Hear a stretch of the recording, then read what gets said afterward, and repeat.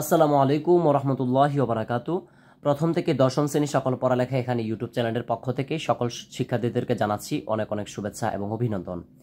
তোমরা যারা পঞ্চম শ্রেণীতে পড়ো, ইতিমধ্যে তোমাদের যে দ্বিতীয় প্রান্তিক মূল্যায়ন পরীক্ষা হচ্ছে, অলরেডি সব পরীক্ষা কিন্তু শেষ।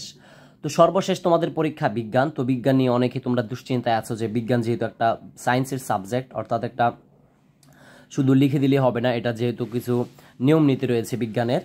ঠিক আছে, তুমি যদি উল্টা পাল্টা কিছু খাতায় লিখে রাখো, তোমাকে কিন্তু তোমাদের শিক্ষক 1 নাম্বারও দিবে না। তো সেই জন্যই আজকে তোমাদের সাথে আমি এই ক্লাসটি নিয়ে এসেছি। আমি আশা করতে পারি যারা এই ক্লাসটি সম্পূর্ণভাবে করবে এবং একটু ধৈর্য সহকারে ভিডিওটা দেখবে, ইনশাল্লাহ তার বিজ্ঞান পরীক্ষায় 100 থেকে 100 এসে পরীক্ষায় আনসার করতে পারবে, শতভাগ কিন্তু সে আনসার করতে পারবে পরীক্ষায়, এটা আমার দৃঢ় বিশ্বাস। তো সেই কারণে কিন্তু অবশ্যই তোমাদের কিন্তু একটু ধৈর্য সহকারে ভিডিওটা দেখতে হবে, তা না হলে কিন্তু তোমাদের হবে না। তো আমি যদি তোমাদেরকে আগে বলি যে তোমাদের মোট অধ্যায় থাকবে কিন্তু এবারে পরীক্ষায় পঞ্চম অধ্যায় থেকে, অর্থাৎ অধ্যায় 5 থেকে অষ্টম অধ্যায় পর্যন্ত। ঠিক আছে, অধ্যায় 5 থেকে তোমাদের এবারে পরীক্ষা কিন্তু অষ্টম অধ্যায় পর্যন্ত রয়েছে। তো অষ্টম অধ্যায়ের নাম কিন্তু হলো, অষ্টম অধ্যায় হলো মহাবিশ্ব। অষ্টম অধ্যায় হলো তোমাদের মহাবিশ্ব। তো আমি আর দেরি করছি না, মূল ভিডিওতে চলে যাচ্ছি। পঞ্চম অধ্যায়, ষষ্ঠ অধ্যায়, সপ্তম অধ্যায়, অষ্টম অধ্যায়, মোট তোমাদের দ্বিতীয় প্রান্তিক মূল্যায়ন পরীক্ষায় 30 নম্বর পৃষ্ঠা থেকে 61 নম্বর পৃষ্ঠা পর্যন্ত তোমাদের কিন্তু পরীক্ষার পড়া। ঠিক আছে, তো আমি ইনশাল্লাহ চেষ্টা করব তোমাদেরকে সর্বোচ্চটা দিয়ে বোঝানোর। তাই তোমাদেরকে সাজেস্ট করব, তোমাদের যে বিজ্ঞান বইটা রয়েছে পঞ্চম শ্রেণীর, এই বিজ্ঞান বইটা নিয়ে তোমরা 30 নম্বর পৃষ্ঠায় চলে যাও। এই পঞ্চম অধ্যায়ের শক্তি ও পদার্থ থেকে তোমাদেরকে বোঝানোর চেষ্টা করবো ইনশাল্লাহ। তো দেখো, তোমাদের পঞ্চম অধ্যায়ে আমি চলে এসেছি। আমি আবারও বলছি, তোমাদের একটু ধৈর্য সহকারে দেখতে হবে। যারা এই ভিডিওটি একটু লং হতে যাচ্ছে, তো ভিডিওটি যদি একটু ধৈর্য সহকারে দেখো, তোমাদের ইনশাল্লাহ পরীক্ষার সেই রকমের কিন্তু একটা প্রিপারেশন হবে, এটা আমি বলে দিলাম, শতভাগ আনসার করতে পারবে। তোমরা পরীক্ষা দিয়ে আইসা আমাকে কমেন্টে জানিও যে পরীক্ষাটা আসলে আমার থেকে আমি যেগুলো তোমাদেরকে দাগিয়ে দেবো সেগুলো কি কমন পড়েছে কিনা। তো আমরা দেখি এখানে শক্তি ও পদার্থ। প্রথমে যে তোমাদের পঞ্চম অধ্যায়, সেই অধ্যায়টার নাম শক্তি ও পদার্থ। তো এখানে লক্ষ্য করো, দাঁড়াও,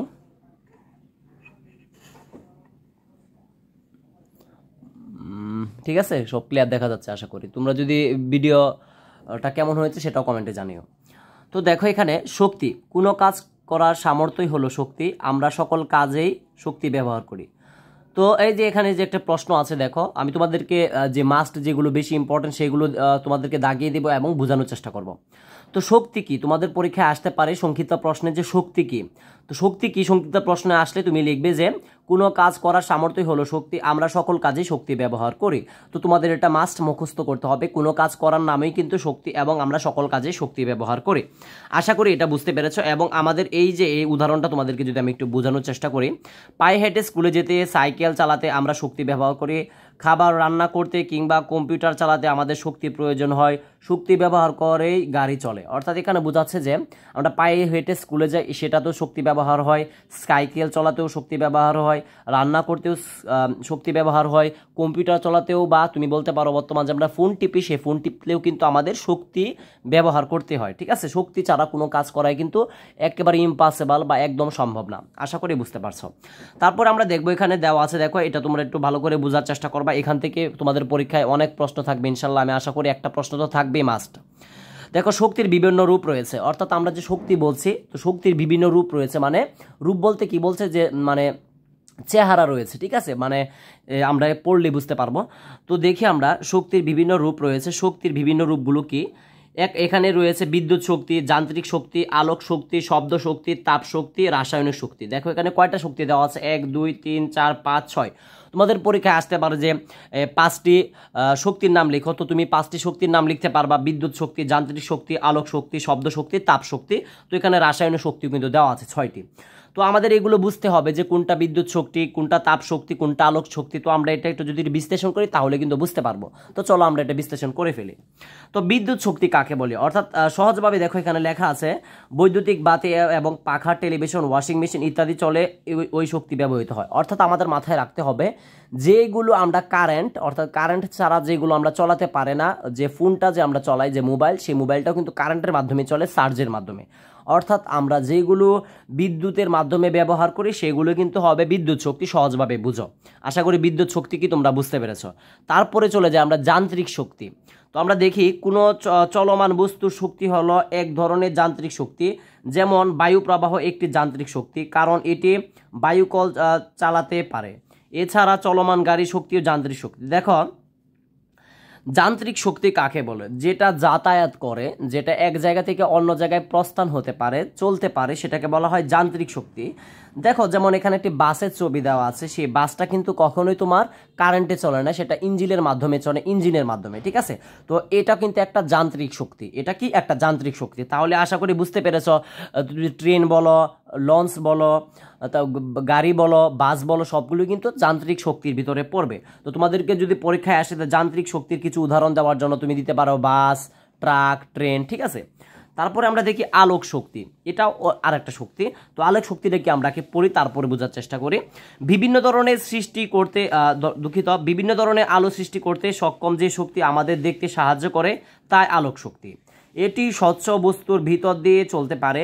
সূর্য, বৈদ্যুতিক বাতি, মোমবাতি ইত্যাদি থেকে আমরা আলোক শক্তি পাই।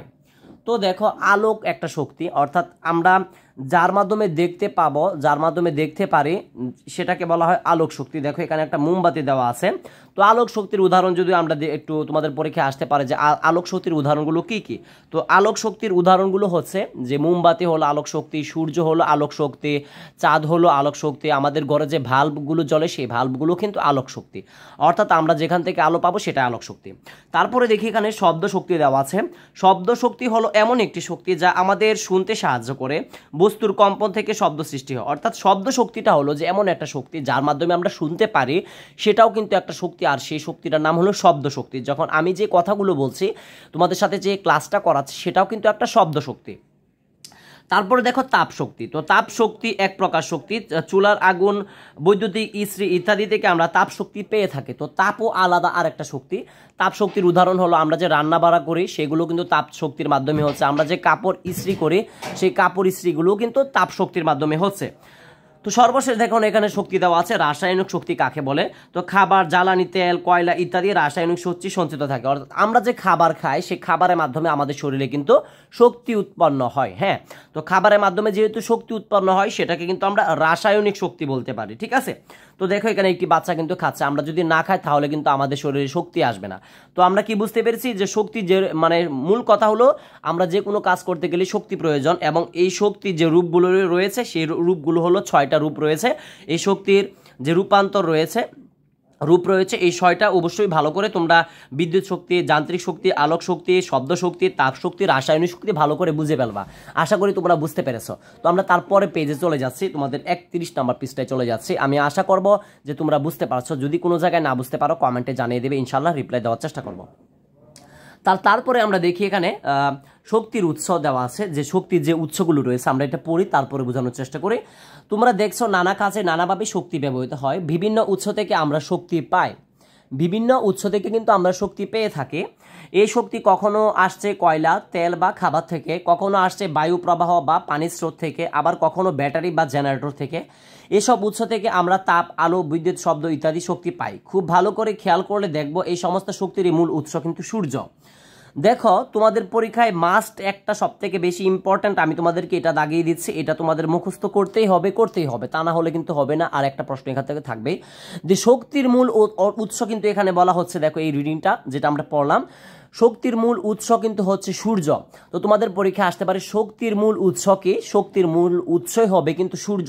সূর্য ছাড়া আমরা শক্তি কল্পনা করতে পারি না, এটাই বাস্তব, ঠিক আছে। তো তারপরে আমরা পড়ি। দেখো এখানে আলোচনা করা আছে, এই আলোচনাগুলো তোমরা একটু দেখে নিবা, আশা করি এগুলো বুঝতে পারবা। তো তারপরে আমরা এখানে যেগুলো তোমাদেরকে বোঝানোর কথা ছিল সেগুলো আমি বোঝানোর চেষ্টা করেছি। তারপরের পেজে আমরা চলে যাচ্ছি। দেখো এখানে আমরা যদি এখানে নিচের কিছু চিত্র দেওয়া আছে, শক্তির রূপান্তরগুলো দেওয়া আছে। নিচের ছবি দেখে সূর্য থেকে পাওয়া শক্তির বিভিন্ন রূপ উপরের রেখাচিত্রে বসাও। কাজটি নিয়ে সহপাঠীদের সাথে আলোচনা করো। অর্থাৎ দেখো এখানে কি বোঝানো হচ্ছে যে এই যে চিত্রটা রয়েছে, এই সূর্য থেকে কিভাবে আমরা শক্তিগুলো পাচ্ছি, দেখো এই সূর্য থেকে আমরা সোলারের মাধ্যমে কিন্তু বিদ্যুৎ উৎপন্ন হচ্ছে, বা আমরা যে সৌর বিদ্যুৎ বলি, এভাবে কিন্তু শক্তির মাধ্যমে আসছে, তার মাধ্যমে কিন্তু বিদ্যুৎ উৎপাদন হচ্ছে। ঠিক আছে, সবগুলো কিন্তু এভাবে হয়।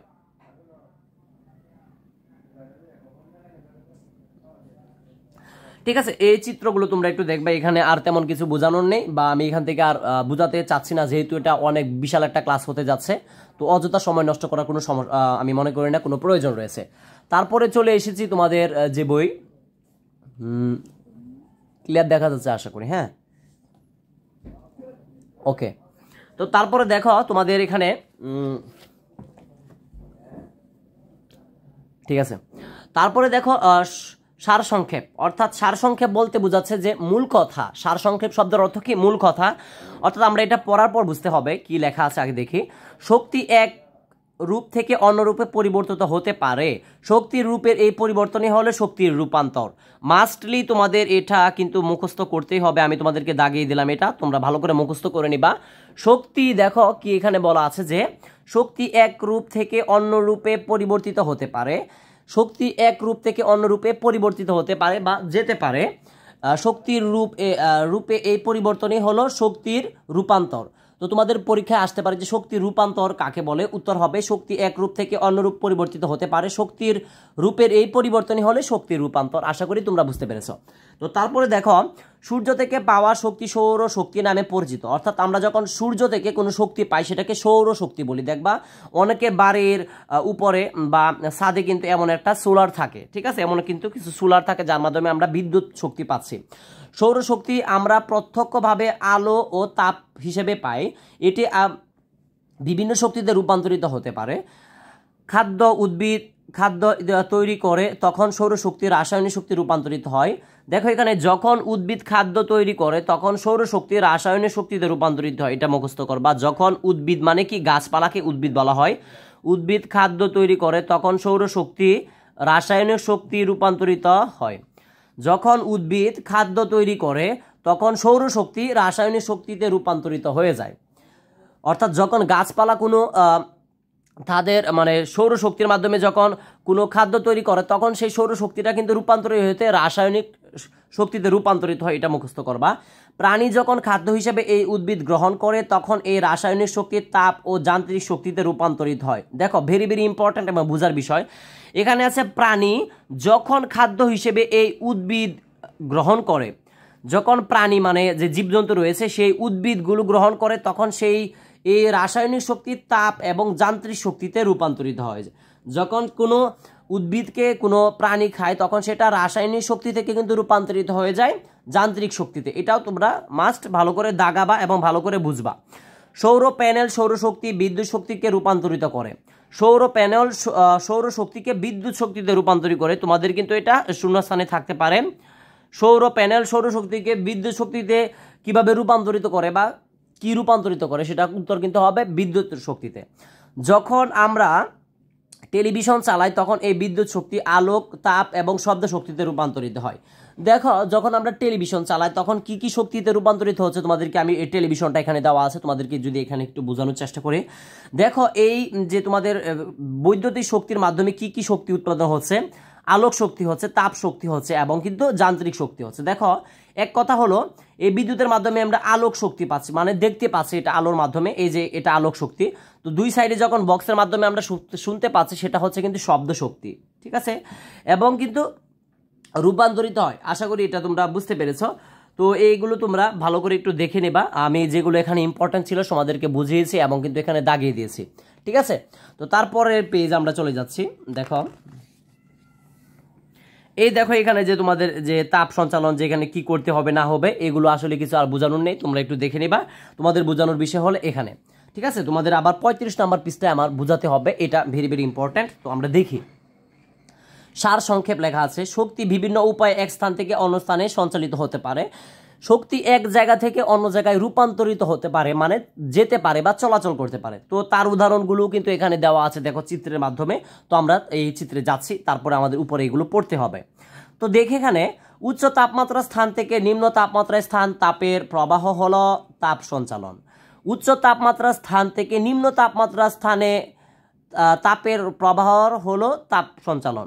এই যে এটা আমি এখানে দাগ দিয়ে দিলাম, এটা তোমরা মুখস্থ করবা যে তাপ সঞ্চালন কাকে বলে। পরীক্ষায় সংক্ষিপ্ত আকার কিন্তু তোমাদের থাকতে পারে যে তাপ সঞ্চালন কাকে বলে। উত্তর হবে উচ্চ তাপমাত্রা স্থান থেকে নিম্ন তাপমাত্রা স্থানে তাপের প্রবাহই হলো কিন্তু তাপ সঞ্চালন, এটা মুখস্থ করবা।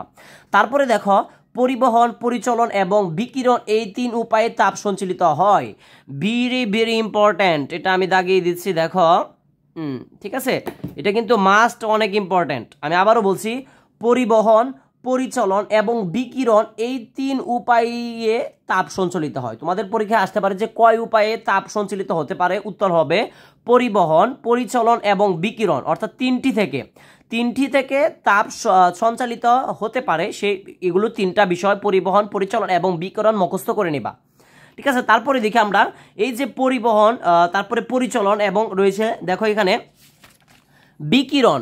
তো এই 3টা যে রয়েছে পরিবহন, পরিচলন এবং বিকিরণ 3 উপায়ে তাপ সঞ্চালিত হতে পারে। তো এখন প্রত্যেকটা স্টেপ নিয়ে এখানে আলোচনা করা হবে। আমরা চলো এই স্টেপগুলো দেখি। তো পরিবহন দেখো যে আমরা এখানে দেখি কঠিন পদার্থের মধ্য দিয়ে পরিবহন পদ্ধতির তাপ সঞ্চালিত হয়। আমরা যদি গরম পানির পাত্রে একটি ধাতব চামচের অগ্রভাগ ডুবিয়ে তবে খুব দ্রুতই চামচটির হাতল গরম হয়ে উঠবে। এর কারণ গরম পানির তাপ চামচের মধ্য দিয়ে সঞ্চালিত হয়ে চামচের গরম অংশ থেকে ঠান্ডা অংশে পরিণত হবে। তো এখানে সবথেকে বেশি বোঝার বিষয় হচ্ছে যে দেখো কঠিন পদার্থের মধ্য দিয়ে পরিবহন পদ্ধতি তাপ সঞ্চালিত হয়, এটা তোমাদের মাস্ট মুখস্থ করতে হবে। এতটুকু দেখো, কঠিন পদার্থের মধ্য দিয়ে পরিবহন পদার্থে তাপ সঞ্চালিত হয়। দেখো এখানে যদি আমরা একটু লক্ষ্য করি, এই যে তাপের পরিবহন, এখানে একটা চিত্র দেখতে পাচ্ছ। এখানে দেখা যাচ্ছে কি একটি বাটিতে কি একটু গরম পানি রয়েছে বা গরম কিছু বস্তু কিছু রয়েছে এখানে। তো এখানে দেখো একটা চামচ রয়েছে, সেই চামচটার অগ্রভাগ কিন্তু এখানে মানে এই যে পাত্রে কিন্তু ডুবানো আছে। তো এই ডুবানো থেকে দেখো একটা লক্ষ্য করলে এখানে কিন্তু এই জায়গাটা লাল দেখাচ্ছে, লালের মাধ্যমে আমাদেরকে বোঝাচ্ছে সেই জায়গাটা কিন্তু গরম হয়ে যাচ্ছে, বেশিরভাগ জায়গায় কিন্তু গরম রয়েছে। তো কি বোঝা যাচ্ছে যে পরিবহন, মানে পরিবহন শব্দের অর্থ হলো এক জায়গা থেকে অন্য জায়গায় জায়গার যে সিস্টেমটা সেটাকে বলা হয় পরিবহন।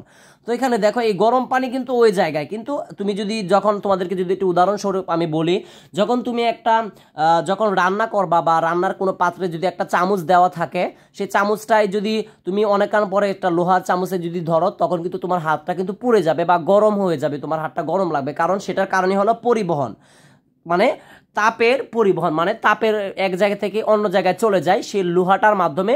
যখন সেই গরম পানিটা গরম থাকবে তার মাধ্যমে কিন্তু রূপান্তরিত হতে পারবে তাপটা। আশা করি এটা বুঝতে পারছো।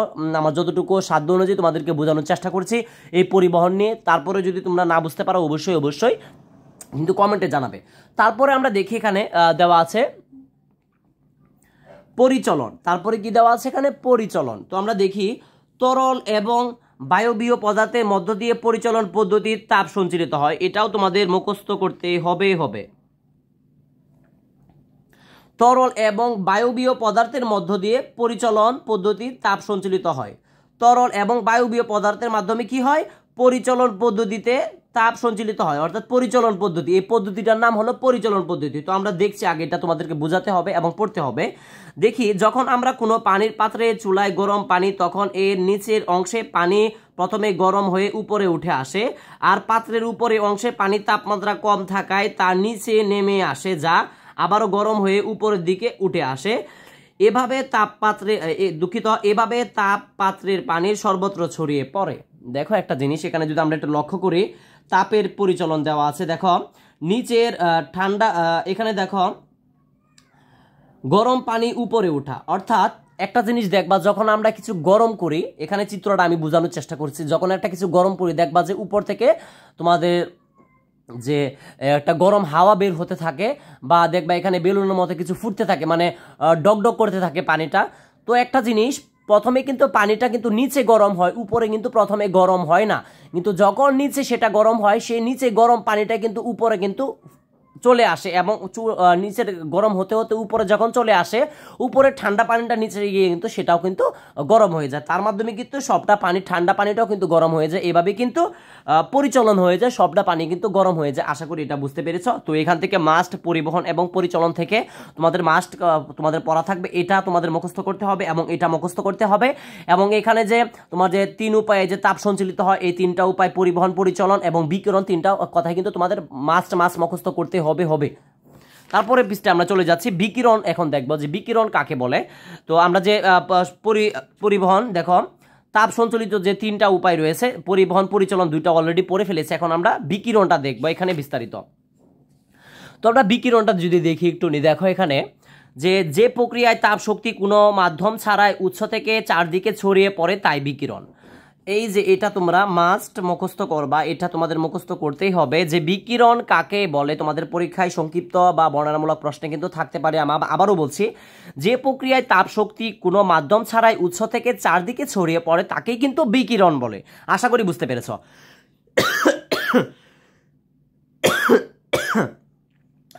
তারপরে দেখো এখানে কঠিন পদার্থের মধ্য দিয়ে পরিবহন এবং তরল ও বায়বীয় পদার্থের মধ্য দিয়ে পরিচালন প্রক্রিয়ায় তাপ সঞ্চালিত হয়। তো দেখো এখানে তাপ কিভাবে সঞ্চালিত হয় এটা তোমরা একটু দেখে নিবা, এটা ভালো করে একটু পড়বা। কঠিন পদার্থের মধ্য দিয়ে পরিবহন এবং তরল ও বায়বীয় পদার্থের মধ্য দিয়ে পরিচালন প্রক্রিয়ায় তাপ সঞ্চালিত হয়, এটা একটু ভালো করে দেখে নিবা। মুখস্থ করার আমি তেমন মনে করেন, এটা ভালো করে বুঝতে হবে এই জায়গাটা। কিন্তু বিকিরণ প্রক্রিয়ায় তাপ কঠিন, তরল এবং বায়বীয় মাধ্যম ছাড়াই সঞ্চালিত হয়। এই যে এটা রয়েছে, এটাও তোমাদের মাস্ট মুখস্থ করতে হবে। এখানে দেখো কি বলা আছে, ভালো করে বোঝার চেষ্টা করবা। না বুঝলে কমেন্টে কিন্তু লিখতে হবে, জানাতে হবে, ইনশাল্লাহ তোমাদেরকে রিপ্লাই দেওয়ার চেষ্টা করব। দেখো লেখা আছে, কিন্তু বিকিরণ প্রক্রিয়ায় তাপ কঠিন, তরল এবং বায়বীয় মাধ্যম ছাড়াই সঞ্চালিত হয়। মানে দেখো বিকিরণ পদ্ধতি বলছে যে যেটার মাধ্যমে কিছুকে স্পর্শ করতে হবে না, ধরতে হবে না, তাছাড়াই কিন্তু হয়। আমরা যদি একটা চিত্রে লক্ষ্য করি, এখানে কিন্তু বিকিরণ হচ্ছে মানে যে আমরা যখন শীতকাল আসে, যখন আমরা মানে আগুনের কাছে হাত দেই হাত পোয়ানোর জন্য, যাতে আমরা একটু গরম অনুভব করি ঠান্ডা থেকে। তো দেখো এখান থেকে কিন্তু কোনো প্রকার হাত সে আগুনে ধরছে না, তারপরেও কিন্তু সেটা বিকিরণ হচ্ছে, মানে ছড়ছে তার হাতে, তার মাধ্যমে কিন্তু হাতটা গরম হচ্ছে। তো আমরা আরো ভালো করে বুঝবো, এখানে দেখি কি লেখা আছে। এ কারণে পৃথিবী থেকে সূর্য লক্ষ লক্ষ কিলোমিটার দূরে হলেও আমরা সূর্যের তাপ পাই। আগুন কিংবা বৈদ্যুতিক বাতি থেকেও এই প্রক্রিয়ায় তাপ পাওয়া যায়। দেখো এই জিনিসটা একটা বোঝার বিষয়, কিন্তু বর্ণনামূলক প্রশ্নের জন্য তোমার ভেরি ভেরি ইম্পর্ট্যান্ট।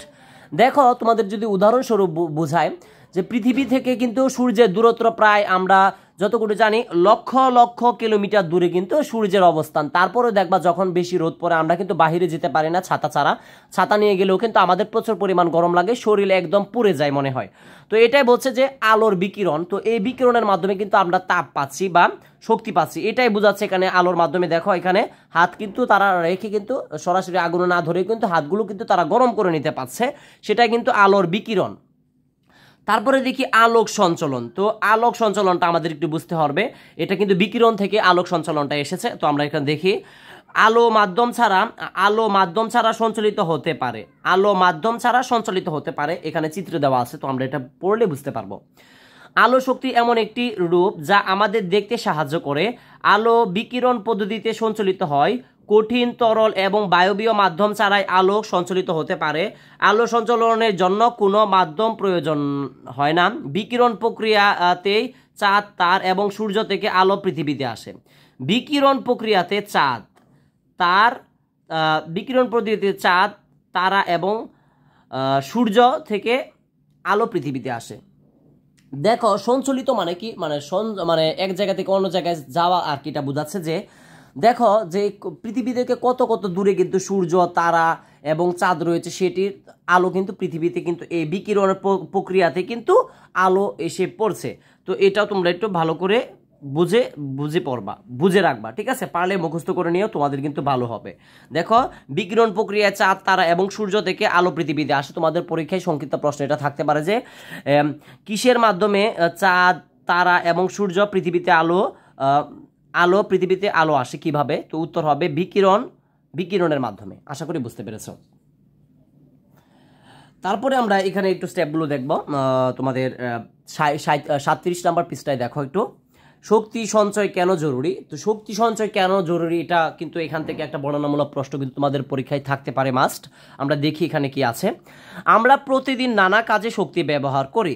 তেল, কয়লা এবং প্রাকৃতিক গ্যাসের মতো অনবায়নযোগ্য শক্তির উৎসের উপরে কিন্তু আমরা বেশি নির্ভরশীল। এই সকল শক্তির উৎস ব্যবহারের ফলে নিঃশেষ হলে তা আর সহজে তৈরি হয় না। তাই আমাদের শক্তি যথাযথ ব্যবহার করতে হবে। শক্তির অপচয় পরিবেশের জন্য ক্ষতিকর। শক্তি যথাযথ ব্যবহার করে আমরা শক্তি অপচয় রোধ করতে পারি এবং পরিবেশ দূষণ কমাতে পারি। এই যে কথাটা বলা আছে, এই কথাটা যদি আমরা একটু বিশ্লেষণ করি, যেটা বোঝার বিষয় এখান থেকে, শক্তি কিন্তু যে আমরা ব্যবহার করি সেই শক্তিটা কিন্তু দিন দিন হ্রাস পাচ্ছে। অর্থাৎ আমাদের এখানে বলা আছে যে এই কথাটাই দেওয়া আছে যে শক্তিটা যদি আমরা একটু হিসাব করে ব্যবহার করি, অযথা কোনো শক্তি নষ্ট না করি, তাহলে কিন্তু আমাদের শক্তিটা যে রয়েছে সেই শক্তিটা সঞ্চালন করা যাবে। যেমন রয়েছে কারেন্টের বৈদ্যুতিক শক্তি রয়েছে, আমরা যদি অযথা বৈদ্যুতিক বাতি ব্যবহার করি বা ফ্যান কিন্তু চলাই যদি, তাহলে কিন্তু আমাদের বৈদ্যুতিক যে সেই শক্তিটা কিন্তু কমে যাবে বা হ্রাস পাবে। এটা কিন্তু এখানে বলা আছে। কিভাবে শক্তি সঞ্চয় করব, কিভাবে আমরা শক্তিটা সঞ্চয় করব বা রাখতে পারবো, তো আমরা এখানে স্টেপটা আগে পড়ি, তারপরে তোমাদেরকে বোঝাবো। শক্তি সাশ্রয়ের কাছে কিছু উপায় নিচে দেওয়া হলো। অর্থাৎ শক্তি কিভাবে সঞ্চয় করা যায় বা রাখা যায়। ব্যবহারের পর বৈদ্যুতিক বাতি এবং যন্ত্রপাতি সমূহ বন্ধ করে রাখা। দেখো এই স্টেপটাতে যেটা বলা আছে যে ব্যবহার, আমরা যখন কোনো বৈদ্যুতিক ফ্যান ব্যবহার করি বা টেলিভিশন ব্যবহার করি, সেগুলো আমাদের যখন দরকার হবে না, এসি যখন দরকার হবে না, সেগুলো বন্ধ করে রাখবো। তার মাধ্যমে আমাদের কিন্তু বৈদ্যুতিক যে শক্তিটা রয়েছে সেটা কিন্তু আমরা সাশ্রয় করতে পারবো। আমাদেরও কিন্তু একটু কম কারেন্ট বিল আসবে। এটাই বলা হচ্ছে, মানে শক্তিটাও অপচয় কম হবে, শক্তিটা কিন্তু থাকবে। তারপরে দেখো, প্রয়োজনের অতিরিক্ত সময় ধরে ফ্রিজ দরজা খোলা না রাখা। অর্থাৎ আমরা যখন ফ্রিজ খুলি, ফ্রিজটা যতটুকু প্রয়োজন ততটুকু খুলে রাখবো, অযথা খুলে রাখবো না। যখন আমরা অযথা খুলে রাখবো সেটার কিন্তু শক্তি চলে যাবে। অর্থাৎ ফ্রিজ থেকে ঠান্ডা যে হাওয়াটা রয়েছে সেটা বের হয়ে যাবে। সেই ঠান্ডাটা করার জন্য আবার কিন্তু ফ্রিজের যে যন্ত্রটা রয়েছে সেটা কিন্তু শক্তি দিতে হবে, আর এই শক্তি দেওয়ার জন্য কিন্তু বৈদ্যুতিক শক্তি তারা খরচ করবে। তারপরে দেখি বাড়ির ছায়ার ব্যবস্থা করার জন্য গাছ লাগিয়ে বৈদ্যুতিক পাখা ব্যবহার কমানো। অর্থাৎ বাড়িতে আমরা গাছ লাগাতে পারি প্রচুর পরিমাণ, যাতে বৈদ্যুতিক পাখাটা কম ব্যবহার করি। বৈদ্যুতিক পাখাটা কম ব্যবহার করলে কিন্তু বৈদ্যুতিক শক্তিটা কিন্তু সাশ্রয় হবে, এবং গাছ লাগালে কিন্তু প্রকৃতির জন্য কিন্তু অনেক উপকারে আসবে। আশা করি এটাও বুঝতে পেরেছ। এগুলো কিন্তু তোমার, আমি আবারও বলছি, এখান থেকে কিন্তু তোমাদের মাস্ট বর্ণনামূলক প্রশ্ন কিন্তু থাকতে পারে। আর তোমরা কিন্তু জানো যে বর্ণনামূলক প্রশ্নে কিন্তু তোমাদের 8 নাম্বার করে থাকে কিন্তু বর্ণনামূলক প্রশ্নে 8 নাম্বার করে, যে কারণে কিন্তু তোমাদের এগুলো ভালো করে বুঝতে হবে। পারলে মুখস্থ করে নেবা, আর যদি না পারো ভালো করে বুঝে বুঝে পড়বা। তারপরে দেখি আরেকটা স্টেপ, বৈদ্যুতিক বাতি না জ্বালিয়ে পর্দা সরিয়ে দিনের আলো ব্যবহার করা। অর্থাৎ অনেকে আছে যে আমরা যে কাজটি করে থাকি, যে দিনের বেলাও কিন্তু আমাদের যে ঘরের জানালা রয়েছে বা দরজা রয়েছে সেগুলো বন্ধ করে রাখি, ঘরের ভিতরে লাইট জ্বালিয়ে রাখি। এগুলো আসলেই কাম্য নয়, এগুলো করা উচিত না। তার মাধ্যমে কিন্তু আমাদের পরিবেশের যে খুবই খুবই ইম্পর্ট্যান্ট একটা বিষয়, যে আমাদের কিন্তু প্রকৃতি থেকে আমরা সরে যাচ্ছি। আমাদের উচিত হবে দরজা জানালা খুলে রাখা, দিনের বেলায় লাইট বন্ধ করে রাখা। তার মাধ্যমে কিন্তু আমরা বিদ্যুৎ শক্তি সাশ্রয় করতে পারবো। তারপরে দেখি সর্বশেষ, গাড়িতে চড়ার বদলে যথাসময়ে পায়ে হাঁটা বা সাইকেল ব্যবহার করা। তো দেখো, গাড়ির মাধ্যমে আমরা চলাচল করার থেকে আমরা হেঁটে বিভিন্ন জায়গায় যেতে পারি, কাছে যে জায়গায় আমরা হেঁটে যাওয়া সম্ভব, এবং সাইকেল চালিয়ে। তো সাইকেলের চালানোর মাধ্যমে কিন্তু আমরা কিন্তু শরীরটাও ভালো থাকবে, এবং কিন্তু আমরা শক্তি কিন্তু সাশ্রয় করতে পারবো, বৈদ্যুতিক শক্তিটা বা যান্ত্রিক শক্তিগুলো যেগুলো রয়েছে ইঞ্জিন চালিত বা তুমি যাই বলো না কেন, এগুলো কিন্তু আমরা সাশ্রয় করতে পারছি। ঠিক আছে, তো দেখো এখানে আলোচনা আমরা কিভাবে শক্তি সঞ্চয় করতে পারি, এগুলো তোমরা কিন্তু একটু দেখে নিবা। এগুলো থেকে আমার আর কিছু বোঝানো নেই, আশা করি বুঝতে পারবে। এগুলো তোমরা বুঝে নিবা যে পদার্থের যে গঠনগুলো রয়েছে, এখানে আমি বোঝাবো না। তো এখানে শুধু এটা বোঝানো আছে, যার ওজন আছে এবং জায়গা দখল করে তার নামে পদার্থ। এখানে মাস্টলি তোমাদের বোঝার বিষয় হলো এই যে এটা, যার ওজন আছে এবং জায়গা দখল করে তাই পদার্থ। তোমাদের পরীক্ষায় আসতে পারে শূন্যস্থানে পদার্থ, এখানে থাকতে পারে যার ওজন আছে এবং জায়গা দখল করে ড্যাশ তাই কি, উত্তর হবে কিন্তু পদার্থ, বা সঠিক উত্তর কিন্তু এটা থাকতে পারে। এটা দেখে নিবা। সার সংক্ষেপ রয়েছে, এই সার সংক্ষেপটা আমরা একটু দেখে নিই।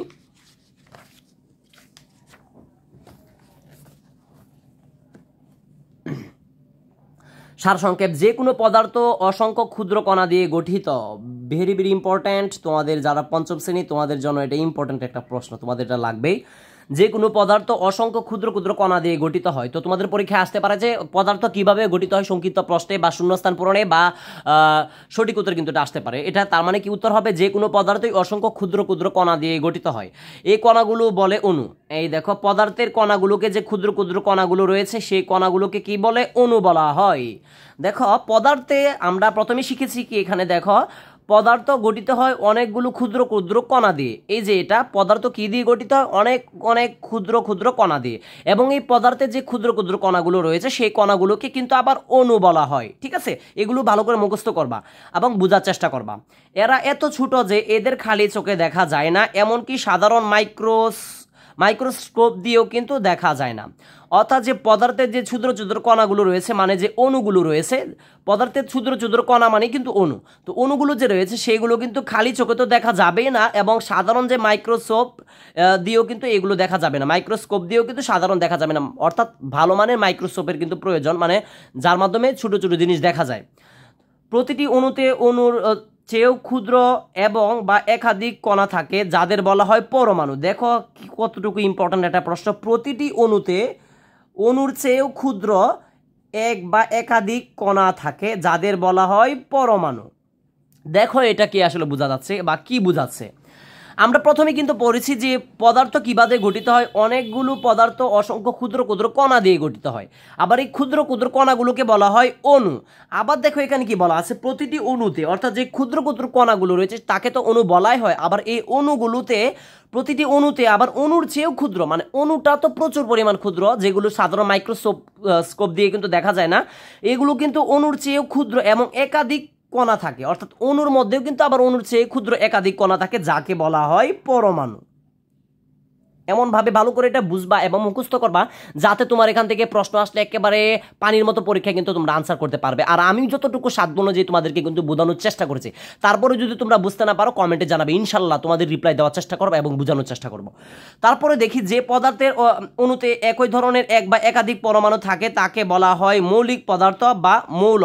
দেখো এটা মুখস্থ করবা, যে পদার্থের অণুতে একই ধরনের এক বা একাধিক পরমাণু থাকে তাকে বলা হয় মৌলিক পদার্থ বা মৌল। তো তোমাদের কিন্তু পরীক্ষায় আসতে পারে যে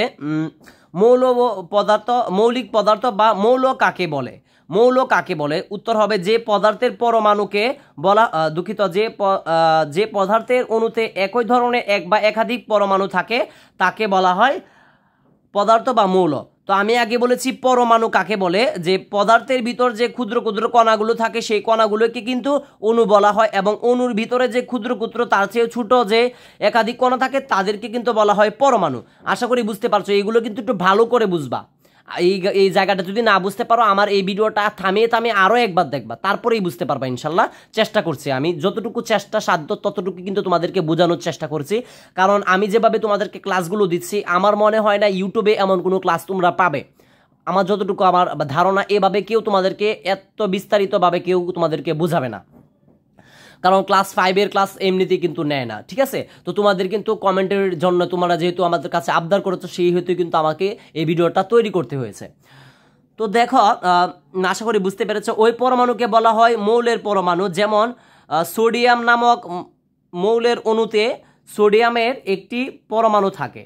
দেখো যেমন সোডিয়াম নামক মৌলের অণুতে সোডিয়ামের একটি পরমাণু থাকে। অক্সিজেন নামক মৌলের অণুতে অক্সিজেন দুটি পরমাণু থাকে।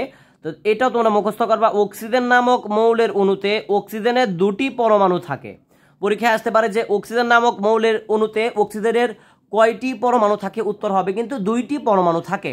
আবার যে পদার্থের অণুতে একাধিক ভিন্ন মৌলের পরমাণু থাকে তাকে বলা হয় যৌগিক পদার্থ বা যৌগ। দেখো আসলে দাগাতে এটা প্রচুর দাগানোর বিষয়, এখানে শুধু প্রশ্নই, এতটা বোঝানোর একটা প্রশ্ন এখানে প্রচুর পরিমাণ বুঝতে হয়। ঠিক আছে, আমি আবারও বলছি এখানে তোমাদের প্রচুর বুঝতে হবে, এটা না বুঝলে তোমরা কিন্তু পরীক্ষায় আনসার করতে পারবে না, ভালো করে বর্ণনামূলক প্রশ্ন তুমি বুঝবাই না। ঠিক আছে, শুধু প্রশ্ন মুখস্থ করে গেলে হবে না, তোমাদের বইটা অবশ্যই মুখস্থ করতে হবে বা বইটা ভালো করে বুঝতে হবে। ঠিক আছে, বিজ্ঞান বোঝার বিষয়।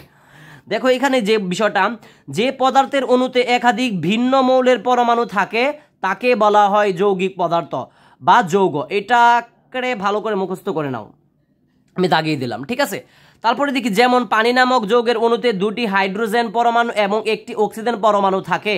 এই যেটা আমি একেবারে সবটা দাগিয়ে দিলাম, এটাও মুখস্থ করতে হবে যে পানি যে রয়েছে, পানিতে দেখো পানি নামক যৌগের অণুতে 2টি হাইড্রোজেন পরমাণু এবং 1টি অক্সিজেন পরমাণু থাকে। অর্থাৎ মোট কিন্তু পানি নামক যে যৌগের অণুতে কিন্তু মোট 3টি পরমাণু থাকে, তার মধ্যে হলো 2টি হাইড্রোজেন পরমাণু এবং 1টি হলো অক্সিজেন পরমাণু। এগুলো কিন্তু তোমাদের পরীক্ষা কিন্তু আসতে পারে যে পানি নামক যৌগের অণুতে কয়টি পরমাণু থাকে, 3টি পরমাণু থাকে, তার মধ্যে হলো হাইড্রোজেন 2টি পরমাণু এবং 1টি হলো অক্সিজেন 1টি পরমাণু, মোট হচ্ছে কিন্তু 3টি পরমাণু থাকে পানি নামক যৌগের অণুতে। আশা করি বুঝতে পারছো, এখান থেকে প্রশ্ন আসতে তোমরা পারবা, আমি আশা করি।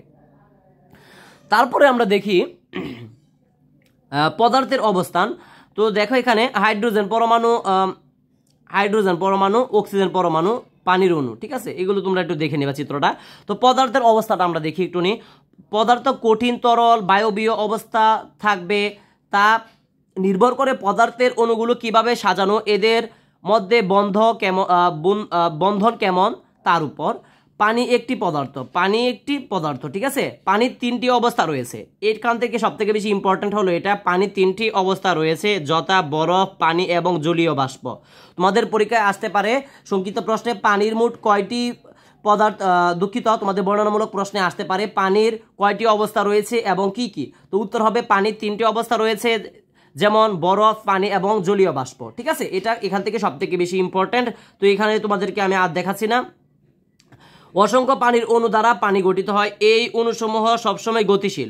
অর্থাৎ এখান থেকে আর আমার দেখানোর কোনো প্রয়োজন মনে করছি না। এখানে একটা চিত্র রয়েছে কঠিন পানির পদার্থের 3 অবস্থা যা আছে, একটা আছে কঠিন, তরল এবং বায়বীয়। অর্থাৎ এখান থেকে আর কোনো বোঝানো নেই, এটা তোমরা মুখস্থ করতে হবে। পানির একটি পদার্থ, পানি হলো একটি পদার্থ। অর্থাৎ পদার্থ কাকে বলে, যা জায়গা দখল করে তাকে কিন্তু পদার্থ বলা হয়। যে জিনিসটা তোমার জায়গা দখল করবে তাকেই আমরা পদার্থ বলতে পারি, সহজ হিসাব। তো এখানে পানির যে 3টি অবস্থা রয়েছে সেগুলো হলো বরফ, পানি এবং কিন্তু জলীয় বাষ্প। পানির মোট 3টি অবস্থা রয়েছে, পরীক্ষা আসতে পারে পানির কয়টি অবস্থা রয়েছে, 3টি অবস্থা রয়েছে। তো তারপরে পেজ আমরা চলে যাচ্ছি, আমরা দেখি এখানে কি কি অপশানগুলো রয়েছে। তো আমরা অলরেডি কিন্তু 5ম অধ্যায় শেষ করে ফেলেছি, এখন আমরা 6ষ্ঠ অধ্যায় চলে যাব। তার আগে আমরা এগুলো একটু সলভ করার চেষ্টা করি, দেখি আমরা কতগুলো পারি। তো অনুশীলনী, সঠিক উত্তর ঠিক চিহ্ন দাও। এখানে সঠিক উত্তরগুলো ঠিক চিহ্ন দেওয়ার জন্য বলছে। নিচের কোনটি থেকে যান্ত্রিক শক্তি পাওয়া যায়, অপশানে দেওয়া আছে বায়ু প্রবাহ, জ্বালানি তেল, চুলার আগুন, তাপ। তো দেখো আমি তোমাদেরকে এখান থেকে বলবো না, তোমার জন্য এটা বাড়ি কাজ মনে করা যে তোমার এটা উত্তর দিতে হবে। আমি একটু আগে তোমাদেরকে এখান থেকে কিন্তু পড়িয়েছি, প্রত্যেকটা লাইন দেখিয়ে এখান থেকে কিন্তু এগুলো এসেছে। তো আমি তোমাদেরকে এটা দেবো যে নিচের কোনটি যান্ত্রিক শক্তির উপায়, নিচের কোনটি থেকে যান্ত্রিক শক্তি পাওয়া যায়। অপশানে রয়েছে বায়ু প্রবাহ, জ্বালানি তেল, চুলার আগুন, তাপ। নিচের কোনটি থেকে যান্ত্রিক শক্তি পাওয়া যায়। তো এগুলো আমি তোমাদেরকে বলবো না, এগুলোর উত্তর তোমরা কমেন্টে জানিয়ে দাও, কারণ একটু আগে আমি এগুলো তোমাদেরকে পড়িয়েছি। উত্তরটা আমি বলবো না, তোমরা এগুলো কমেন্টে জানিয়ে দাও, দেখি তোমরা কতটুকু বুঝতে পেরেছো। তারপরে দেখি উদ্ভিদ খাদ্য তৈরি করতে কোন শক্তি ব্যবহার করে। এখানে অপশন রয়েছে শব্দ, আলো, তাপ, বিদ্যুৎ। তো এটাও একটু আগে তোমাদের কিন্তু আমি একেবারে দেখিয়ে কিন্তু আমি তোমাদেরকে পড়িয়েছি। আমি আবারও বলছি, আমি যেভাবে তোমাদেরকে বলেছি এভাবে কিন্তু তোমাদেরকে কেউই কিন্তু তোমাদেরকে বলবে না। এই যে এখানে কিন্তু এগুলো আছে, এগুলো পড়লে কিন্তু এটার উত্তরটা তোমরা পেয়ে যাবে। তো এটার উত্তরটা তোমরা কমেন্টে লিখে জানাবে। তারপরে দেখি খাদ্যে নিচের কোন শক্তিটি থাকে। এখানে অপশন রয়েছে আলোক শক্তি, তাপ শক্তি, যান্ত্রিক শক্তি, রাসায়নিক শক্তি। একটু আগে কিন্তু তোমাদেরকে পড়েছে যে খাদ্যে কোন শক্তি থাকে। এখানে যদি তোমরা পড়ো তাহলে কিন্তু তোমরা এটা খুব সহজে কিন্তু পেয়ে যাবে। দেখো চিত্র দিয়ে দেওয়া আছে রাসায়নিক শক্তি খাচ্ছে, দেখো এখানে একটা মেয়ে খাচ্ছে, তো খাওয়ার মাধ্যমে রাসায়নিক শক্তি কিন্তু পাচ্ছে। তো এখানে খাদ্যের নিচের কোন শক্তিটি থাকে, তো অপশানে কিন্তু এখানে রাসায়নিক শক্তি হবে। তোমরা এগুলো সবগুলো অপশান কিন্তু উত্তর কিন্তু যে কোনটা কি উত্তর হবে কমেন্টে জানাবে। আমি তোমাদেরকে যাচাই করতে চাচ্ছি যে এত কষ্ট করে তোমাদেরকে পড়াচ্ছে তোমরা কতটুকু বুঝতে পারছো, ঠিক আছে। তো সংক্ষিপ্ত প্রশ্নগুলো রয়েছে এগুলো তোমরা দেখে নিবা, রচনামূলক প্রশ্নগুলো তোমরা দেখে নিবা, মানে বর্ণনামূলক যে প্রশ্নগুলো রয়েছে। তো তারপরে আমরা চলে যাচ্ছি 6ষ্ঠ অধ্যায়ে। এতক্ষণ পর্যন্ত তোমাদের সাথে আমি 5ম অধ্যায় নিয়ে বিস্তারিত আলোচনা করেছি। ইনশাল্লাহ এই 5ম অধ্যায় থেকে যে প্রশ্নটাই আসুক তোমরা পরীক্ষায় মাস্ট দিতে পারবে। তারপর আমরা 6ষ্ঠ অধ্যায়ে এসে পড়েছি।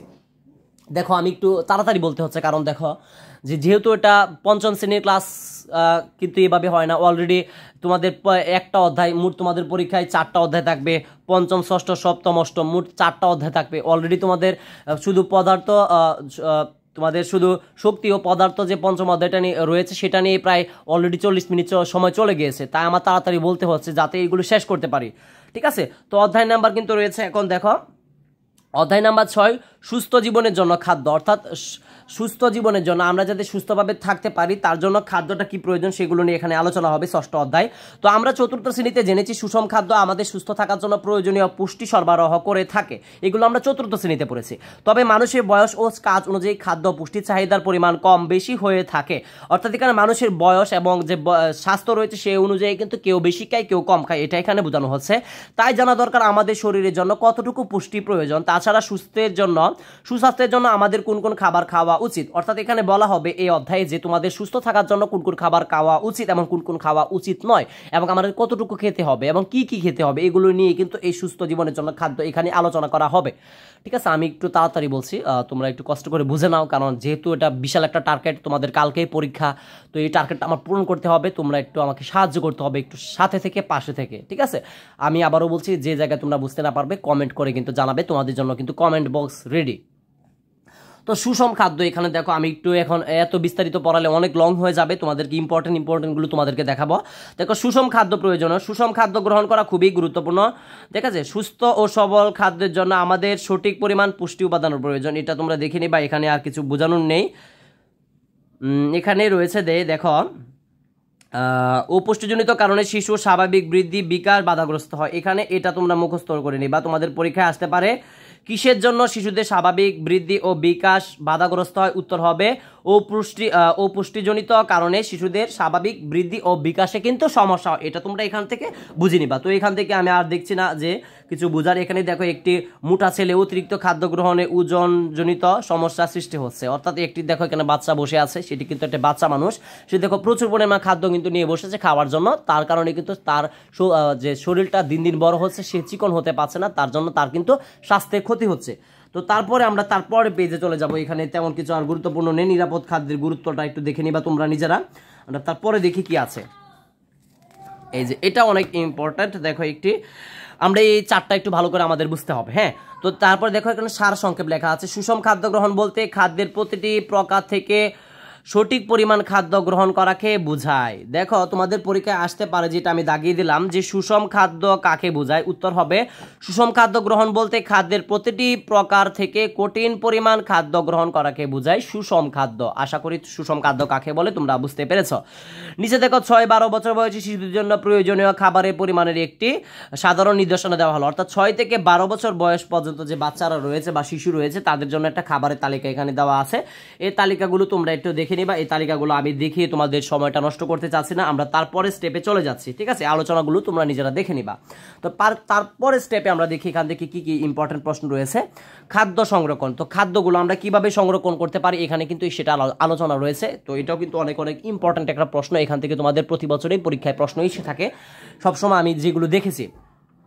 তো দেখো বছরে সবসময় সব ধরনের খাদ্য দ্রব্য পাওয়া যায় না, তাই মৌসুমি ব্যতীত বছরে অন্যান্য সময়ে পাওয়ার জন্য নানাভাবে খাদ্য সংরক্ষণ করা হয়। দেখো একটা জিনিস লক্ষ্য করে যে বছরের সবসময় কিন্তু আমরা বড়ই পাচ্ছি না বা আচার পাচ্ছি না, ঠিক আছে, তো তার জন্য কিছু মৌসুম রয়েছে, যে মৌসুমে আমরা কিন্তু সে ফলগুলো পেয়ে থাকি। আম থাকে কিন্তু বৈশাখ মাসে আম পাকে, জ্যৈষ্ঠ মাসে আম কিন্তু বৈশাখ মাসে আম জ্যৈষ্ঠ হয়ে থাকে।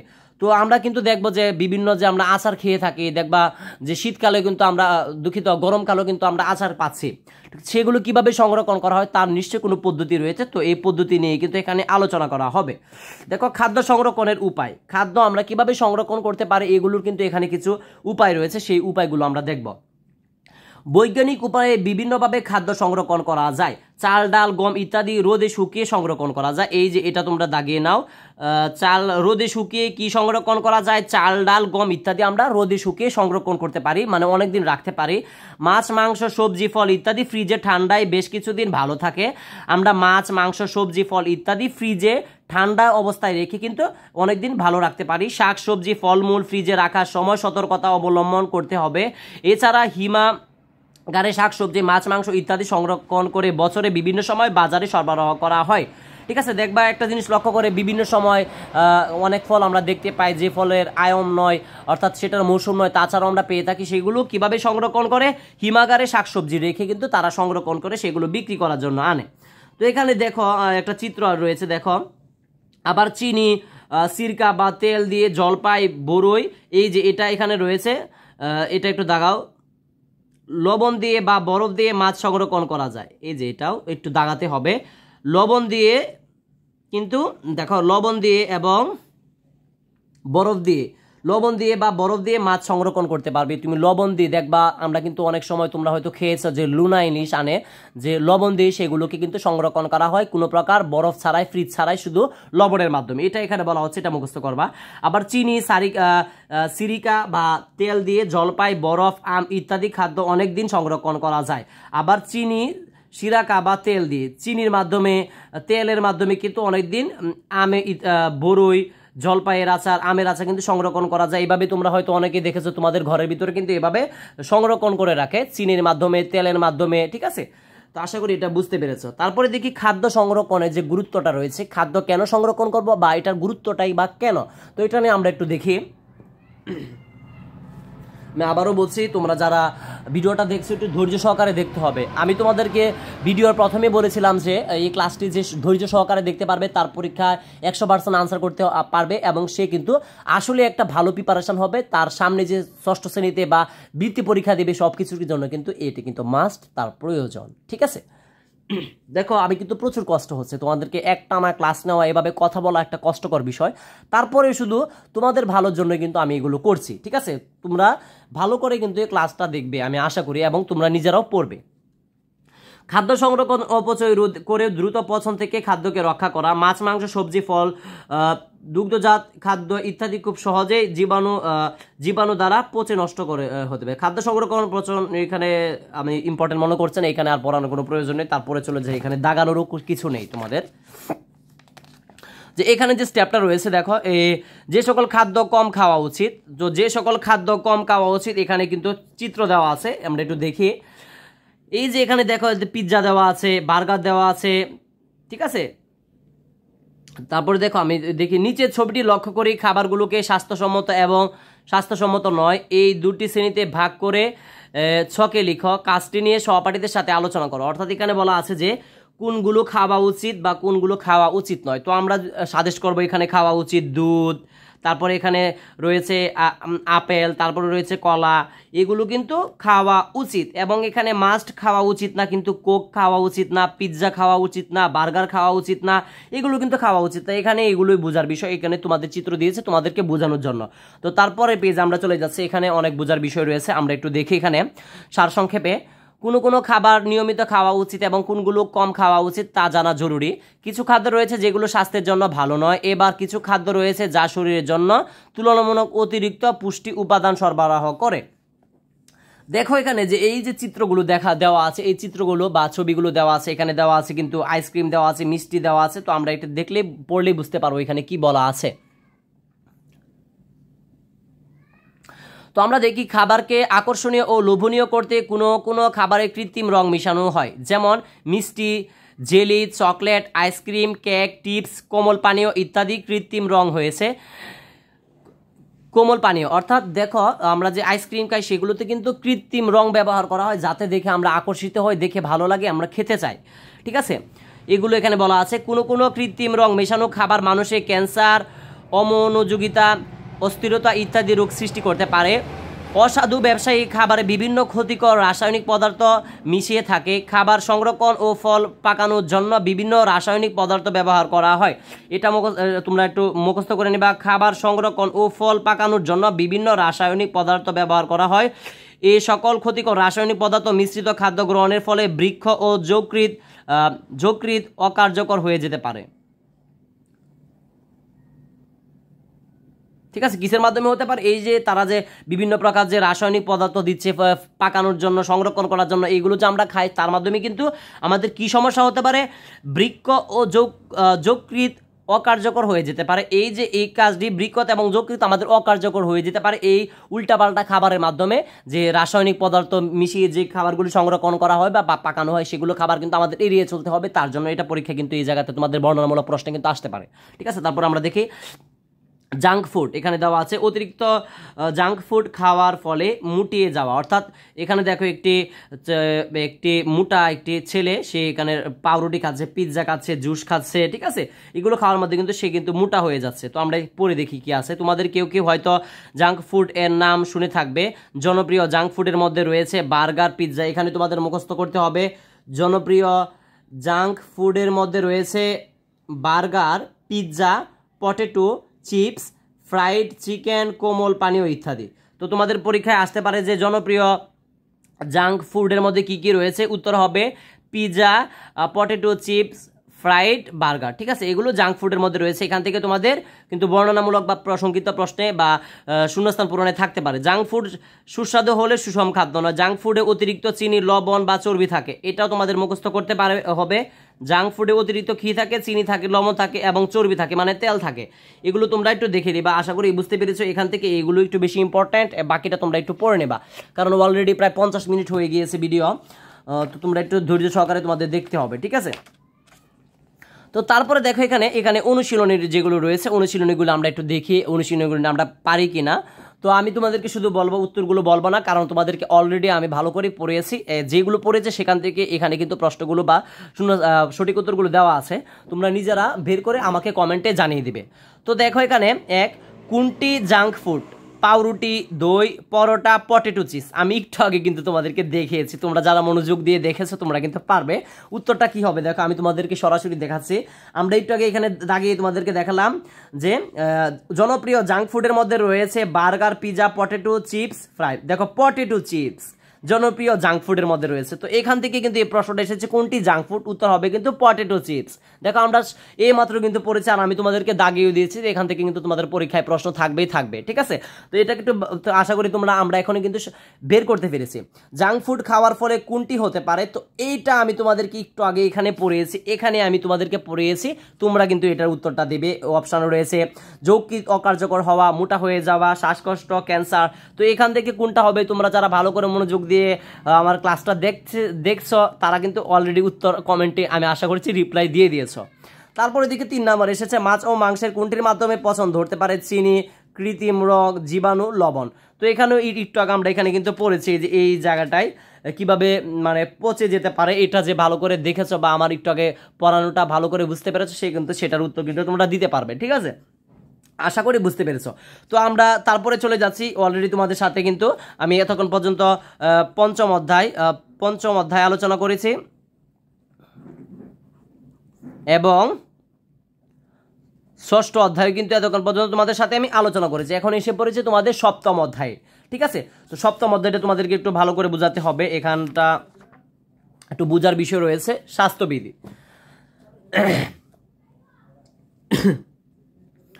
দেখো এখানে অধ্যায় নাম্বার 7 রয়েছে, আমি স্বাস্থ্যবিধি। স্বাস্থ্যবিধি মেনে চললে আমরা স্বাস্থ্য ভালো রাখতে পারি এবং স্বাস্থ্যের উন্নতি করতে পারি।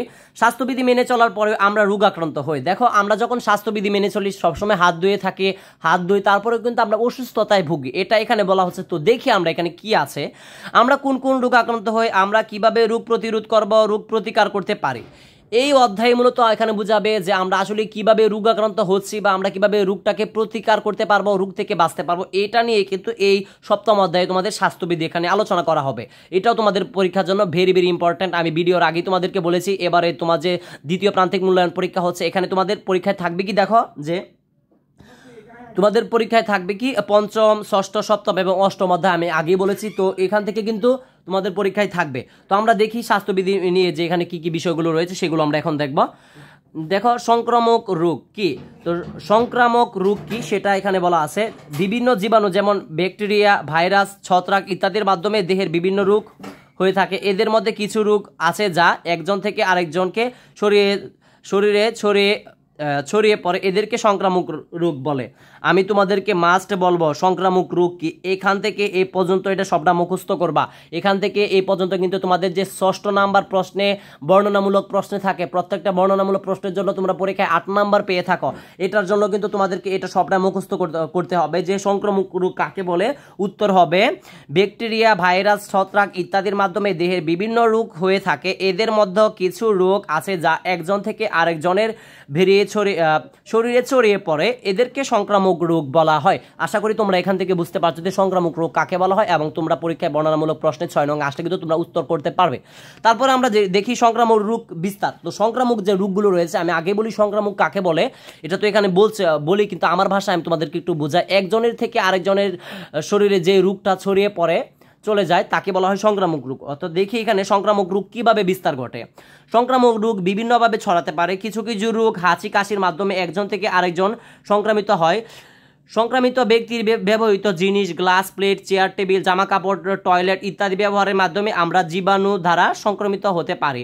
মশার মতো, পোকামাকড় বা কুকুরের মতো প্রাণীর কামড়ের মাধ্যমেও কিন্তু রোগ ছড়াতে পারে। আবার দূষিত খাদ্য গ্রহণ এবং দূষিত পানির মাধ্যমে কিন্তু সংক্রমণ হতে পারে। দেখো এখানে যে স্টেপটা বোঝানো আছে, এখানে কিছু দাগানো নেই, তোমাদের বোঝার বিষয়, পরীক্ষায় আসতে যাতে বর্ণনামূলক লিখতে পারো। এখানে বলা আছে যে তোমার যখন ঘরে কোনো মানুষ ভাইরাসে আক্রান্ত হবে, যেমন করোনা ভাইরাস ছিল, বা কেউ জ্বরে আক্রান্ত হবে, তুমি একটা জিনিস লক্ষ্য করে দেখবে, একটা পরিবারে যখন একজন জ্বরে আক্রান্ত হয় দেখবা যে তার ভাইয়া মা বাবাও কিন্তু জ্বরে আক্রান্ত হয়ে যায়, কারণ এটা একটা ভাইরাস।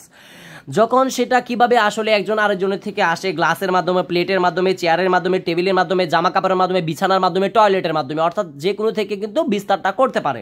ঠিক আছে, আবার পানি থেকেও কিন্তু আসতে পারে, দূষিত পানি খেলেও কিন্তু আমরা সংক্রমিত হতে পারি, এটা কিন্তু এখানে বলা আছে। তো দেখো হাঁচির মাধ্যমে জীবাণু ছড়া, যখন কেউ হাঁচি দিচ্ছে তখন কিন্তু সেই হাঁচিটার মাধ্যমে কিন্তু জীবাণু ছড়াচ্ছে, টেবিলে পড়ছে, বিছানায় পড়ছে, থালা বাসনও পড়ছে, সেটা যখন অন্য কেউ ধরছে তার মাধ্যমে কিন্তু জীবাণুটা সংক্রমক হচ্ছে, অর্থাৎ বিস্তার ঘটছে।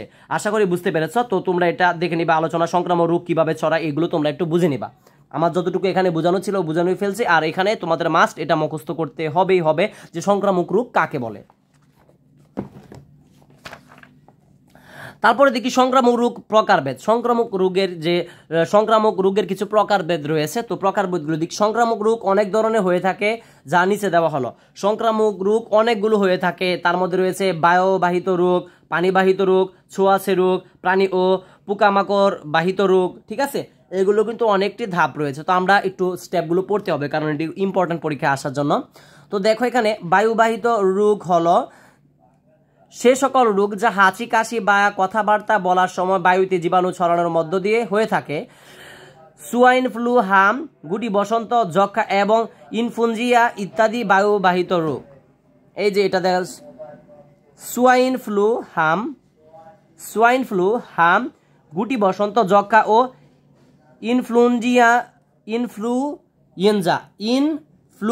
হবে, এটা ইন হবে, ফ্লুইঞ্জা ইত্যাদি বায়ুবাহিত রোগ। এখানে তোমাদের সব থেকে বেশি ইম্পর্টেন্ট থাকবে যে পরীক্ষায় আসতে পারে বায়ুবাহিত কয়েকটা রোগের নাম লিখো। এইগুলো তোমাদের মুখস্থ করতে হবে। 1টা 2টা 3টা 4টা 5টা 6টা 7টা 6টা দেওয়া আছে। 6টা থেকে তুমি 1-2টা দিয়ে দিলে কিন্তু তোমরা সংক্ষিপ্ত প্রশ্নে নাম্বার পেয়ে যাবে। এখান থেকে বায়ুবাহিত রোগ থেকে এটা কিন্তু এখানে ইম্পর্টেন্ট দাগিয়ে দিলাম। তারপরে দেখি পানিবাহিত রোগ যেগুলো রয়েছে। পানিবাহিত রোগ হলো সে সকল রোগ যা জীবাণু যুক্ত দূষিত পানির মাধ্যমে বিস্তার লাভ করে। অনেক ধরনের পানিতে রোগ রয়েছে, অনেক ধরনের পানিবাহিত রোগ রয়েছে। তো তোমাদের পরীক্ষায় আসতে পারে, এটা তোমাদের মুখস্থ করতে হবে যে পানিবাহিত রোগগুলো কি কি। উত্তর হবে ডায়রিয়া, কলেরা, আমাশয় ও টাইফয়েড। এগুলো হলো পানিবাহিত রোগ, মানে পানির মাধ্যমে এগুলো রোগ মানুষের হয়ে থাকে। তারপরে দেখি ছোঁয়াচে রোগ, অর্থাৎ ছোঁয়াচে বলতে আমি আগে বলেছি একজনের থেকে আরেকজনের শরীরে রোগ হয়। ধরে নাও তোমার প্রথমে রোগ হয়েছে, তারপরে তোমার থেকে ছোট ভাইয়ের শরীরে জ্বর হয়েছে বা কোনো রোগ হয়েছে, তাকে বলা হয় ছোঁয়াচে রোগ। বিশেষ করে সেটা কিন্তু শরীরের মাধ্যমে যে চুলকানি বর্তমানে একটা যে রোগ হয়েছে, সেটা বাংলাদেশে প্রায় আমি যতদূর জানি হাসপাতালে বা বিভিন্ন নিউজ দেখে যেটা বুঝতে পেরেছি, বর্তমানে মানে স্কিন জানিত বা চুলকানি জানিত রোগে কিন্তু বাংলাদেশে ডাক্তারের কাছে যাচ্ছে প্রায় 85% মানুষ। ঠিক আছে, তো এটাও কিন্তু একটা ছোঁয়াচে রোগ। তা থেকে মুক্ত পাওয়ার জন্য যে যে কাজগুলো করতে হবে সেগুলো আমরা আলোচনা করব। রোগাক্রান্ত ব্যক্তির প্রত্যক্ষ বা পরোক্ষভাবে সংস্পর্শে যে সকল রোগ সংক্রামক হয় তা ছোঁয়াচে রোগ। অর্থাৎ একজন মানুষ যখন কোনো একটা রোগে আক্রান্ত হবে, তার কোনো গামছা, জামা কাপড়, বিছানা এগুলোতে বসা যাবে না, শোয়া যাবে না, তার মাধ্যমে কিন্তু সেটা ছোঁয়াতে পারে, যেমন ফ্লু, ইবোলা, হাম ইত্যাদি। ঠিক আছে, এই এইডস একটি ভিন্ন ধরনের রোগ যা HIV ভাইরাসের মাধ্যমে ছড়ায়। যদি আক্রান্ত ব্যক্তিকে স্পর্শ করলে বা তার ব্যবহৃত কোনো জিনিস ব্যবহার করলে কেউ HIV দ্বারা আক্রান্ত হতে পারে। তো এটা একটু বুঝবা যে কীভাবে HIV রোগে আক্রান্ত হতে পারে, এটা একটু দেখবা। কিন্তু এখানে তোমাদের মনে রাখতে হবে ছোঁয়াচে রোগের মধ্যে রয়েছে ফ্লু, ইবোলা, হাম ইত্যাদি। ছোঁয়াচে রোগের মধ্যে কি রয়েছে? ফ্লু, ইবোলা, হাম ইত্যাদি কিন্তু ছোঁয়াচে রোগের মধ্যে রয়েছে, এগুলো এখানে ইম্পর্টেন্ট। তারপরে দেখি প্রাণী ও পোকামাকড় বাহিত সংক্রামক রোগ। বিভিন্ন প্রাণী এবং পোকামাকড়ের মাধ্যমে কিছু জীবাণুবাহিত রোগ ছড়ায়, যেমন কুকুরের কামড়ের মাধ্যমে জলাতঙ্ক রোগ ছড়ায়, মশার কামড়ের মাধ্যমে ম্যালেরিয়া এবং ডেঙ্গু রোগ ছড়ায়। দেখো কুকুরের মাধ্যমে তোমাদের আসতে পারে যে কুকুরের মাধ্যমে কোন রোগ ছড়ায়? উত্তর হবে কুকুরের কামড়ের মাধ্যমে জলাতঙ্ক রোগ হয় এবং মশার কামড়ের মাধ্যমে ম্যালেরিয়া রোগ হয়। তোমাদের পরীক্ষায় আসতে পারে জলাতঙ্ক রোগ কেন হয়? কুকুর কামড়ালে জলাতঙ্ক রোগ হয়, এবং ম্যালেরিয়া কেন হয়? মশা কামড়ালে ম্যালেরিয়া হয়। আশা করি এটাও তোমরা বুঝতে পেরেছো। তো তারপরে আমরা দেখি সংক্রামক রোগের প্রতিরোধ এবং প্রতিকার। সংক্রামক রোগের আমরা কিভাবে প্রতিকার করব বা সেটা থেকে আমরা বেঁচে থাকব। সংক্রামক রোগের প্রতিরোধের উপায়, আমরা কিভাবে সংক্রামক রোগ প্রতিরোধ করতে পারবো যাতে আমাদের শরীরে কেউ কাছ থেকে কোনো রোগ না আসে। তো দেখি, সংক্রামক রোগ জীবাণুর মাধ্যমে হয়ে থাকে। এক্ষেত্রে শরীরের রোগ প্রতিরোধ ক্ষমতা বৃদ্ধি করা এবং রোগের জীবাণু ছড়িয়ে পড়া প্রতিরোধ করা সবচেয়ে গুরুত্বপূর্ণ। অর্থাৎ আমাদের সবথেকে বড় কাজ হলো যে তোমাদের পরীক্ষায় আসতে পারে সংক্রামক রোগ জীবাণুর মাধ্যমে হয়ে থাকে। এক্ষেত্রে মানে শরীরের রোগ প্রতিরোধ ক্ষমতা বৃদ্ধি করা এবং রোগের জীবাণু ছড়িয়ে পড়া প্রতিরোধ করা ইত্যাদি সবচেয়ে গুরুত্বপূর্ণ। পরীক্ষায় বর্ণনামূলক প্রশ্নে আসতে পারে যে সংক্রামক রোগের প্রতিকার কিভাবে করতে পারে। উত্তর হবে শরীরের রোগ প্রতিরোধ ক্ষমতা বৃদ্ধি করা, মানে বেশি করে আমাদের ফলমূল শাকসবজি খেতে হবে যাতে আমাদের শরীর শক্তিশালী থাকে, সুস্থ থাকে, এবং রোগের জীবাণু ছড়িয়ে পড়া প্রতিরোধ করা, যে জীবাণুগুলো পড়ায় সেগুলোকে মানে আমরা প্রতিকার করা বা সেগুলো থেকে বেঁচে থাকা। সুষম খাদ্য গ্রহণ করা, নিরাপদ পানি ব্যবহার করা এবং হাত জীবাণুমুক্ত রাখার মাধ্যমে আমরা সুস্থ থাকতে পারি। অর্থাৎ আমাদের হাত সবসময় সাবান দিয়ে ধুতে হবে, তার মাধ্যমে কিন্তু আমরা জীবাণুমুক্ত থাকতে পারি বা অসুস্থ থেকে বেঁচে থাকতে পারি।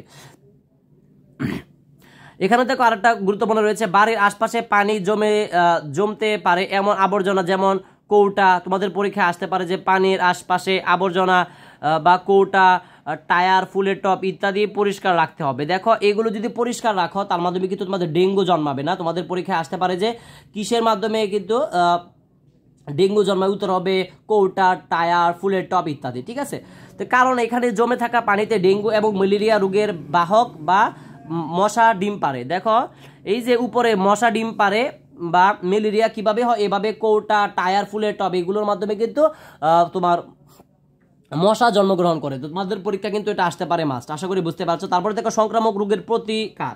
তো সংক্রামক রোগের আমরা কিভাবে প্রতিকার করতে পারি এটা এখানে বলা আছে, আমরা একটু দেখি। রোগাক্রান্ত হলে পর্যাপ্ত বিশ্রাম নিতে হবে, পুষ্টিকর খাবার খেতে হবে এবং প্রচুর পরিমাণে নিরাপদ পানি পান করতে হবে, তাহলে কিন্তু হয়ে যাবে। তো এখান থেকে আর কিছু বোঝানো নেই, আমি তারপরে আমরা চলে যাচ্ছি। তারপরে আমরা এখানে একটু দেখবো, এখান থেকে মাস্ট কিছু প্রশ্ন থাকতে পারে তোমাদের। ষষ্ঠ অধ্যায় ভেরি ভেরি ইম্পর্টেন্ট, বয়স সন্ধি। তো দেখি আমরা এখানে বয়স সন্ধি কি, বয়স সন্ধি কি এখানে বলা হচ্ছে। তোমাদের পরীক্ষায় সংক্ষিপ্ত প্রশ্ন থাকতে পারে যে বয়স সন্ধি কি। তো বয়স সন্ধি হলো জীবনের এমন এক পর্যায়ে যখন আমাদের শরীরে শিশু অবস্থা থেকে কিশোর অবস্থায় পৌঁছায়। তো তোমাদের পরীক্ষায় এটা কিন্তু সংক্ষিপ্ত প্রশ্নে ভেরি ভেরি ইম্পর্টেন্ট। তোমাদের পরীক্ষায় এটা আসতে পারে যে বয়স সন্ধি কি। তোমাদের উত্তর লিখতে হবে যে বয়স সন্ধি হলো জীবনের এমন এক পর্যায় বা পর্যায়ে যখন আমাদের শরীর শিশু অবস্থা থেকে কিশোর অবস্থায় পৌঁছায়। ঠিক আছে, তারপরে দেখো সাধারণত মেয়ের ক্ষেত্রে বয়স সন্ধি 8 থেকে 13 বছরে। তোমাদের পরীক্ষায় আসতে পারে যে মেয়েদের ক্ষেত্রে বয়স সন্ধি কত বছরের ভিতর হয়ে থাকে। উত্তর হবে 8 থেকে 13 বছর বয়সে মেয়েদের বয়স সন্ধি হয়ে থাকে, এবং ছেলেদের ক্ষেত্রে সেটা হবে, ছেলেদের ক্ষেত্রে বয়স সন্ধি হবে 9 থেকে 15 বছর বয়সে শিশু শুরু হয়। অর্থাৎ দেখো এখানে একটি পার্থক্য রয়েছে।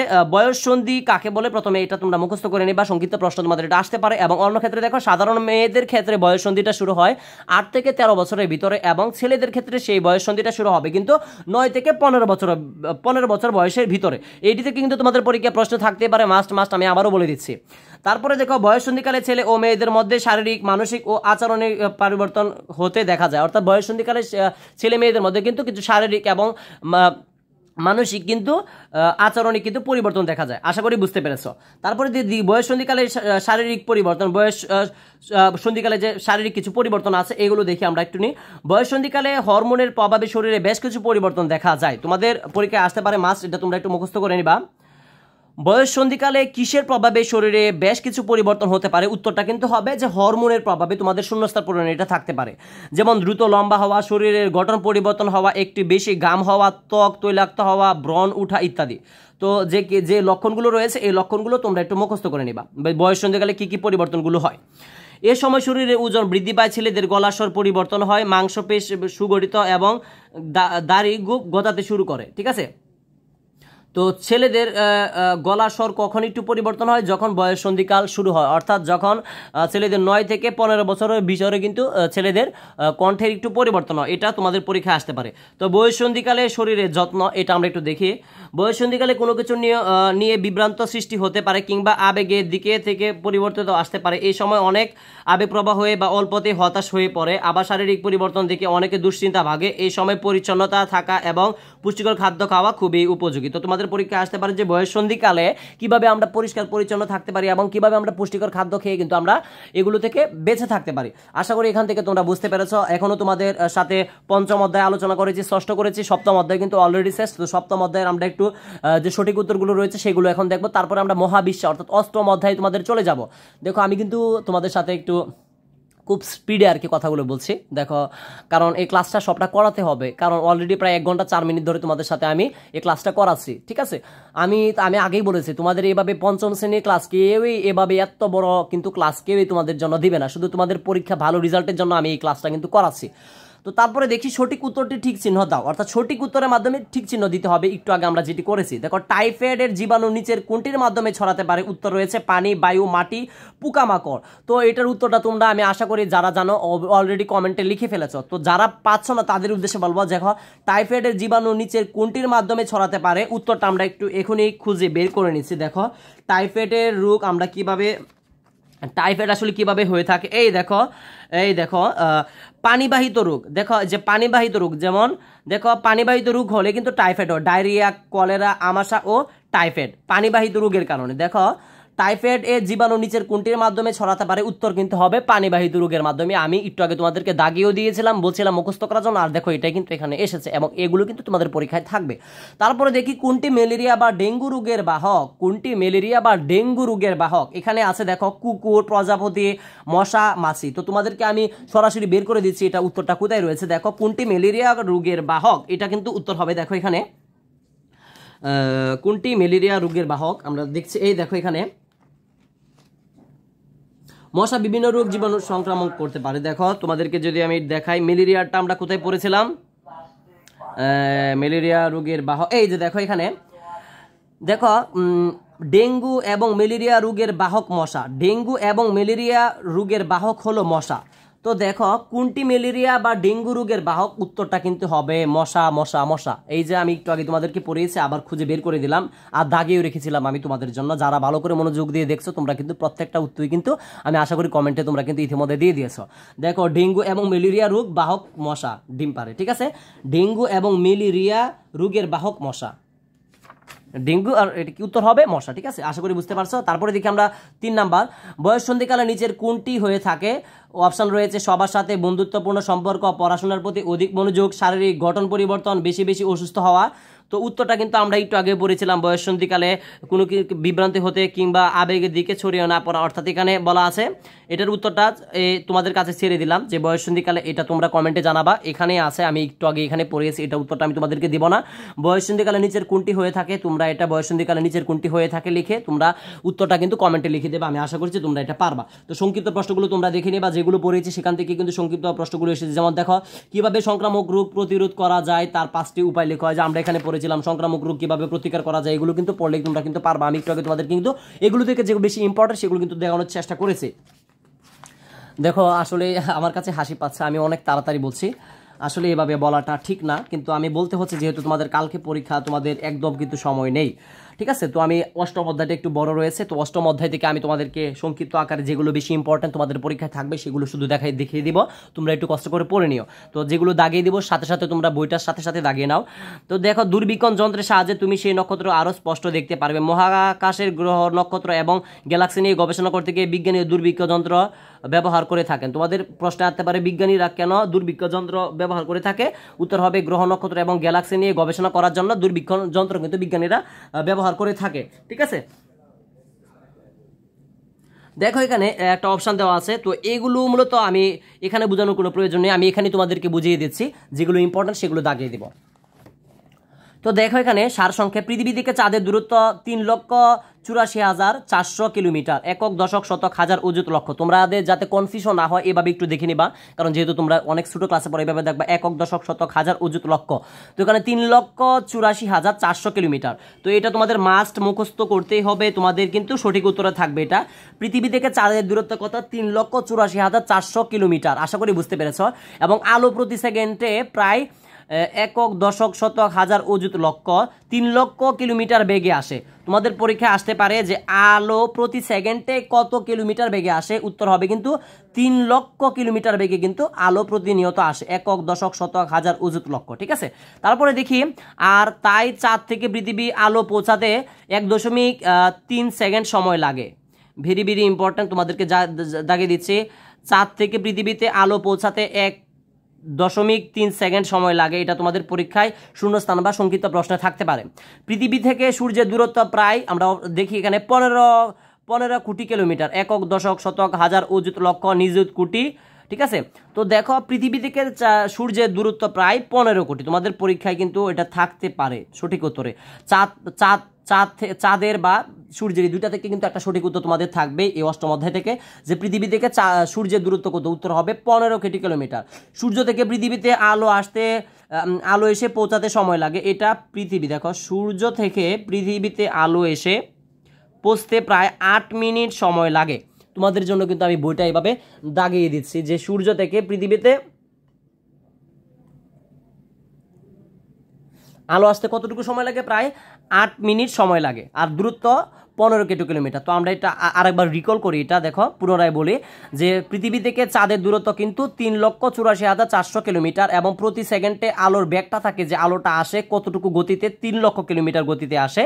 এবং আর চাঁদ থেকে পৃথিবীতে আলো আসতে সময় লাগে 1 মিনিট 3 সেকেন্ড, এবং সূর্য পৃথিবী থেকে 15 কিলোমিটার দূরে অবস্থিত, এবং সেই সূর্য থেকে পৃথিবীতে আলো পৌঁছতে সময় লাগে কিন্তু 8 মিনিট সময় লাগে।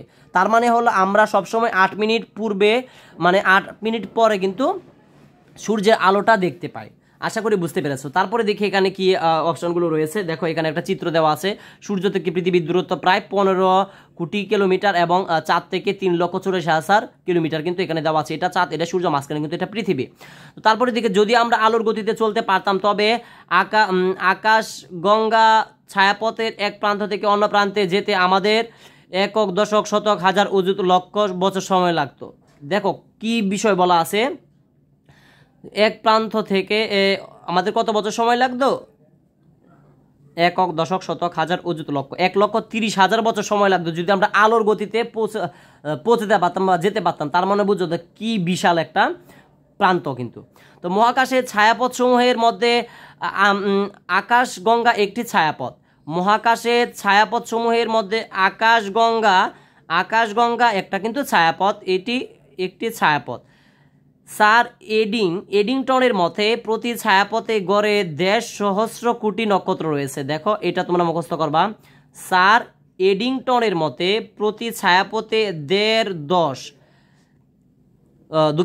ছায়াপথে গড়ে 10 সহস্র কোটি নক্ষত্র রয়েছে। এই যে গ্যালাক্সি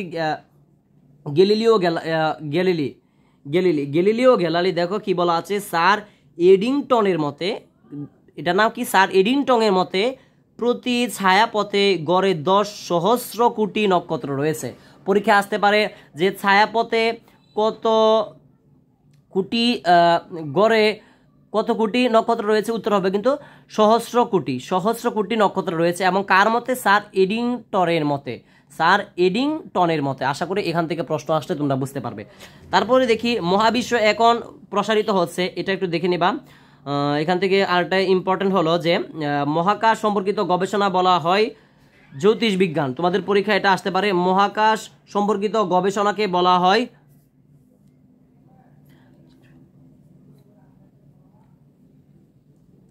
এটা তোমরা একটু মুখস্থ করে নিবা, এখান থেকে কিন্তু তোমাদের পরীক্ষায় আসতেই পারে একটা প্রশ্ন। তারপরে দেখি আমি আসলে দেখো অলরেডি প্রায় তোমাদের এই ক্লাসটা 1 ঘন্টা 30 মিনিট, দুঃখিত 1 ঘন্টা 13 মিনিট ধরে হচ্ছে। আমি চাচ্ছি তোমাদের এখানে যেগুলো বেশি ইম্পর্টেন্ট সেগুলো এখন দাগিয়ে তোমাদের এই অষ্টম অধ্যায় শেষের মাধ্যমে তোমাদের বিজ্ঞানের কিন্তু সমাপ্ত করে দেবো ক্লাস। এটা তোমরা মুখস্থ করে নিবা। তারপরে দেখি গ্যালিলি উন্নত দূরবীক্ষণ যন্ত্র ব্যবহার করে প্রমাণ করেছেন যে সৌরজগতের গ্রহগুলো সূর্যকে কেন্দ্র করে ঘুরছে। সৌরজগতের যে গ্রহগুলো রয়েছে সেগুলো সূর্যকে যে কেন্দ্র করে ঘুরছে সেগুলোকে দূরবীক্ষণ যন্ত্রের মাধ্যমে প্রমাণ করেছে এই যে উনি গ্যালিলি, দেখো বানানটা একটু কঠিন, গ্যালিলি, ঠিক আছে, আশা করি বুঝতে পারছো। তারপরে দেখি মহাকাশে পর্যবেক্ষণের জন্য বর্তমানে বিজ্ঞানীরা মহাকাশ গবেষণা কেন্দ্র স্থাপন করেছেন এবং মহাকাশ দূরবীক্ষণ যন্ত্র ব্যবহার করেছেন। এটাও একটু ভালো করে দেখে নিবা। তারপরে আমরা দেখি কি আছে এখানে তোমাদেরকে একটু বলবো। পৃথিবী সৌরজগতের একটি গ্রহ, পৃথিবী সৌরজগতের একটি কি গ্রহ, শূন্যস্থানে বা সঠিক উত্তর কিন্তু এটা আসতে পারে। তারপরে দেখি এখানে তোমাদের বেশি ইম্পর্টেন্ট, পৃথিবী বা অন্য কোনো গ্রহ সূর্যকে অবর্তন করে তাকে সেই গ্রহের কক্ষপথ বলে। যে পথে পৃথিবী বা অন্য কোনো গ্রহ সূর্যকে অবর্তন করে তাকে সেই গ্রহের কক্ষপথ বলে। এটা দাগিয়ে দিলাম। তোমাদের পরীক্ষায় আসতে পারে যে কক্ষপথ কাকে বলে। উত্তর হবে যে পথে পৃথিবী বা অন্য কোনো গ্রহ সূর্যকে অবর্তন করে তাকে সেই গ্রহের কক্ষপথ বলে। ঠিক আছে, এটা আশা করি বুঝতে পারছো। এখান থেকে তোমাদের পরীক্ষা প্রশ্ন থাকতে পারে। তারপরে দেখি আরেকটা আছে, সূর্যের চারদিকে নির্দিষ্ট কক্ষপথে পৃথিবীর অবর্তনকে বার্ষিক গতি বলা হয়। এটা মুখস্থ করবা যে বার্ষিক গতি কাকে বলা হয়, সংক্ষিপ্ত প্রশ্ন থাকতে পারে। সূর্যের চারদিকে নির্দিষ্ট কক্ষপথে পৃথিবীর অবর্তনকে বার্ষিক গতি বলে। তো দেখি সূর্যের চারদিকে একবার ঘুরে আসতে পৃথিবীর প্রায় 365 দিন 6 ঘন্টা সময় লাগে। ভেরি এখান থেকে তোমাদের এটা কিন্তু ভেরি ইম্পর্টেন্ট একটা প্রশ্ন তোমাদের জন্য আমি বলবো, কিন্তু ভেরি একটা ইম্পর্টেন্ট একটা প্রশ্ন। দেখো কি বলা আছে এখানে, বলা আছে যে সূর্যের চারদিকে একবার ঘুরে আসতে, অর্থাৎ সূর্যের চারদিকে যে পৃথিবীটা আমাদের রয়েছে এটা কিন্তু সূর্যের চারদিকে ঘুরে। সূর্যের চারদিকে একবার ঘুরে আসতে পৃথিবীর প্রায় সময় লাগে 365 দিন 6 ঘন্টা সময় লাগে। প্রায় একটা বছর কিন্তু সময় লাগে সূর্যকে চারদিকে ঘুরে একবার আসতে। দেখো এখানে কিন্তু ঘুরছে, দেখো পৃথিবীটা প্রতিনিয়ত কিন্তু একটু করে সূর্যের চারদিকে ঘুরছে। সূর্যের চারদিকে ঘূর্ণের সাথে সাথে পৃথিবীর লাটিমের মতো নিজ অক্ষের উপরে ঘুরছে। নিজ অক্ষের উপর পৃথিবীর এই ঘূর্ণমান গতির পৃথিবীর, এটা তোমাদের কিন্তু শিখতে হবে।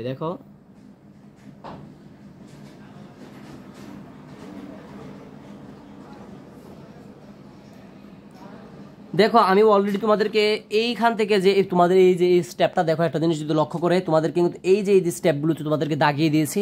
তোমরা বলতে পারো এতগুলো তো পরীক্ষা প্রশ্ন আসবে না, কিন্তু আমি তো আগেই তোমাদের কিন্তু ক্লাসের আগে কিন্তু তোমাদেরকে বলেছিলাম যে এই ক্লাসটা তাদের জন্য যারা পরীক্ষায় ভালো করতে চাও, ভালো করার চিন্তা আছে। আর দেখো অলরেডি প্রায় 1 ঘন্টা 16 মিনিট ধরে তোমাদের সাথে আমি ক্লাস করাচ্ছি, কারণ পঞ্চম শ্রেণীর ক্লাস এমন বড় তোমরা কখনোই পাবে না। শুধু তোমাদের পরীক্ষার জন্য কিন্তু আমি এত কষ্ট করছি। তো যেগুলো তোমাদেরকে দাগাচ্ছি এগুলো তোমরা একটু পড়ে নেবে। আমারও অনেক কষ্ট হচ্ছে, অনেকক্ষণ ধরে তোমাদের সাথে ক্লাস করাচ্ছি। ইনশাল্লাহ এখান থেকে তোমাদের এটাই কিন্তু একটু বড়। তো এখানে আরেকটা ইম্পর্টেন্ট রয়েছে, দেখো পৃথিবীর অক্ষরেখাটি একে উত্তর দক্ষিণ মেরু বরাবর ছেদ করছে। পৃথিবীর অক্ষরেখাটি একে উত্তর দক্ষিণ মেরু বরাবর ছেদ করে, এটা একটু দেখে নিবা, ঠিক আছে। তো আমি আশা করি তোমরা বুঝবে। আমি এখান থেকে আর বেশ কিছু ইম্পর্টেন্ট রয়েছে প্রশ্ন আমি দাগিয়ে দিচ্ছি, যেগুলো আসতে পারে। পৃথিবীর দিন এবং রাত পৃথিবীর নিজস্ব অক্ষের চারপাশে ক্রমাগত ঘুরছে।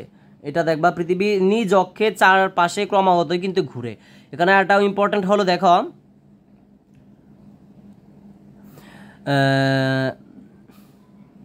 নিজ অক্ষের চারপাশে একবার ঘুরে আসতে, অর্থাৎ 365 ডিগ্রি ঘুরে আসতে পৃথিবীর সময় লাগে। একটু আগে তোমরা দেখেছো, দেখো নিজ অক্ষের চারপাশে একবার ঘুরে আসতে অর্থাৎ 365 ডিগ্রি ঘুরে আসতে পৃথিবীর সময় লাগে 23 ঘন্টা 56 মিনিট 4.090 সেকেন্ড। কিন্তু ততক্ষণে পৃথিবীর 4 কক্ষপথে কিছুটা এগিয়ে যায় এবং সেটাও ঘুড়ির কাঁটায় ঘূর্ণের বিপরীত দিকে। এটা দেখাতে হবে না, এটাই তোমাদের এখানে মুখস্থ করতে হবে। এটা দেখবা পুরো সময়টাকে বলে 1 সৌর দিন, যার দৈর্ঘ্য হচ্ছে 1 সৌর দিন। এটা মুখস্থ করবা। 1 সৌর দিন সমান হলো 1 সৌর দিনের দৈর্ঘ্য হলো 24 ঘন্টা। আশা করি তোমরা এখানে বুঝতে পেরেছো, ঠিক আছে।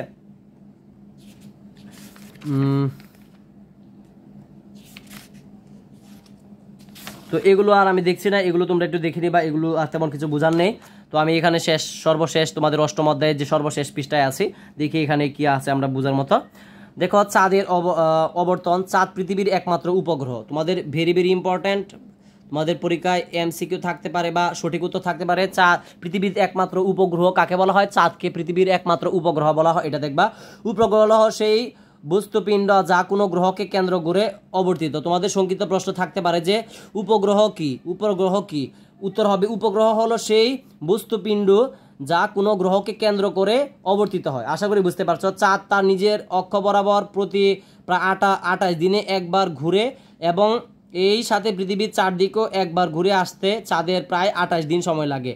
এই এটা একটু বুঝবা যে চাঁদের পৃথিবীটা ঘুরতে কতদিন সময় লাগে? 28 দিন সময় লাগে, ঠিক আছে। তো চাঁদের নিজস্ব কোনো আলো নেই। দেখো, চাঁদের কিন্তু কোনো নিজস্ব আলো নেই, এটা ভালো করে বুঝবা। চাঁদের সূর্যের আলোকে প্রতিফলন করে। চাঁদ সূর্যের আলোকে প্রতিফলন করে, এগুলো মুখস্থ করবা। চাঁদের অর্ধাংশ সূর্যের আলোতে সবসময় আলোকিত। অর্থাৎ এখানে সব থেকে বোঝার বিষয়, আমাদের চাঁদের যে আলোটা দেখি আসলে কিন্তু এটা চাঁদ থেকে আসে না, এই আলোটা মূলত সূর্য থেকে আসে। সূর্যের আলোটা যখন চাঁদের উপরে ছায়া ফেলে অর্থাৎ পরে, তখন পৃথিবীটা সূর্যটা যখন চাঁদের বিপরীতে হয়ে যায়, তখন চাঁদের মধ্যে সে সূর্যের আলোটা লাগে এবং লাগার পরে আমরা পৃথিবী থেকে সেটাকে আলো দেখতে পাই, অর্থাৎ সেটা আলোকিত হয়ে যায়। আশা করি তোমরা বুঝতে পেরেছো। তো আমরা দেখি এখানে যে তোমাদের সর্বশেষ সঠিক উত্তরগুলো রয়েছে, সেই সঠিক উত্তরগুলো তোমরা কি বুঝতে পারো কিনা। এখানে রয়েছে যে কোনটি সঠিক এখানে আছে। চাঁদের নিজস্ব আলো রয়েছে, এটা ভুল। চাঁদ একটি উপগ্রহ, চাঁদ একটি গ্রহ, চাঁদ সূর্যের চারপাশে ঘুরে, ঠিক আছে। তো আমি আগেই বলেছি যে তোমরা এগুলো যারা পারো সাথে সাথে এখন কমেন্টে জানিয়ে দাও, যারা না পারবে তাদের জন্য আমি এখনই বের করে দিচ্ছি। কোনটি সঠিক? উত্তর হবে চাঁদ পৃথিবীর একমাত্র উপগ্রহ, এটা উত্তর সঠিক হবে। চাঁদ একটি উপগ্রহ, এটা আমি দাগিয়ে দিয়েছিলাম। পৃথিবীর একমাত্র উপগ্রহ, পরীক্ষা কিন্তু থাকতে পারে। 2 নম্বর দেখো, সূর্যের চারদিকে একবার ঘুরে আসতে পৃথিবীর কত সময় লাগে? সূর্যের চারদিকে একবার ঘুরে আসতে পৃথিবীর কত সময় লাগে? উত্তর কিন্তু হবে 365 দিন, ঠিক আছে। এই যে উত্তর আমরা একটু আগে এখানে কিন্তু পড়েছিলাম, দেখো এই যে বের করে দিয়ে, এই যে এখানে কিন্তু পড়েছিলাম আমরা,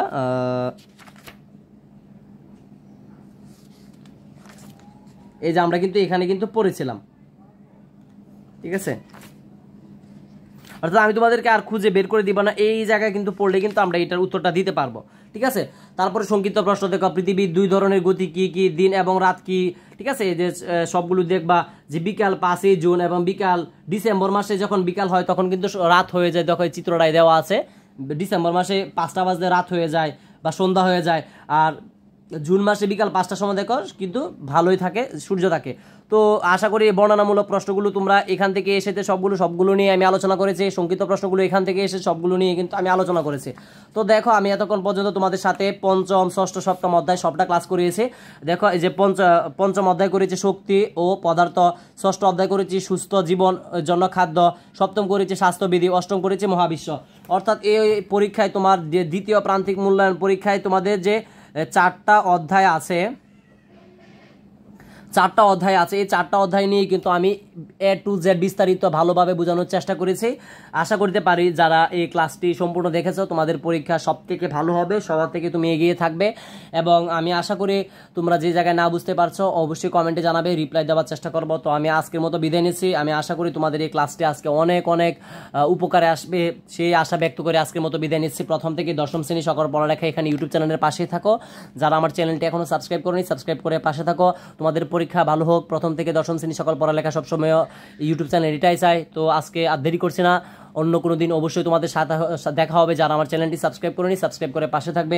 আসসালামু আলাইকুম ওয়া রাহমাতুল্লাহি ওয়া বারাকাতুহু।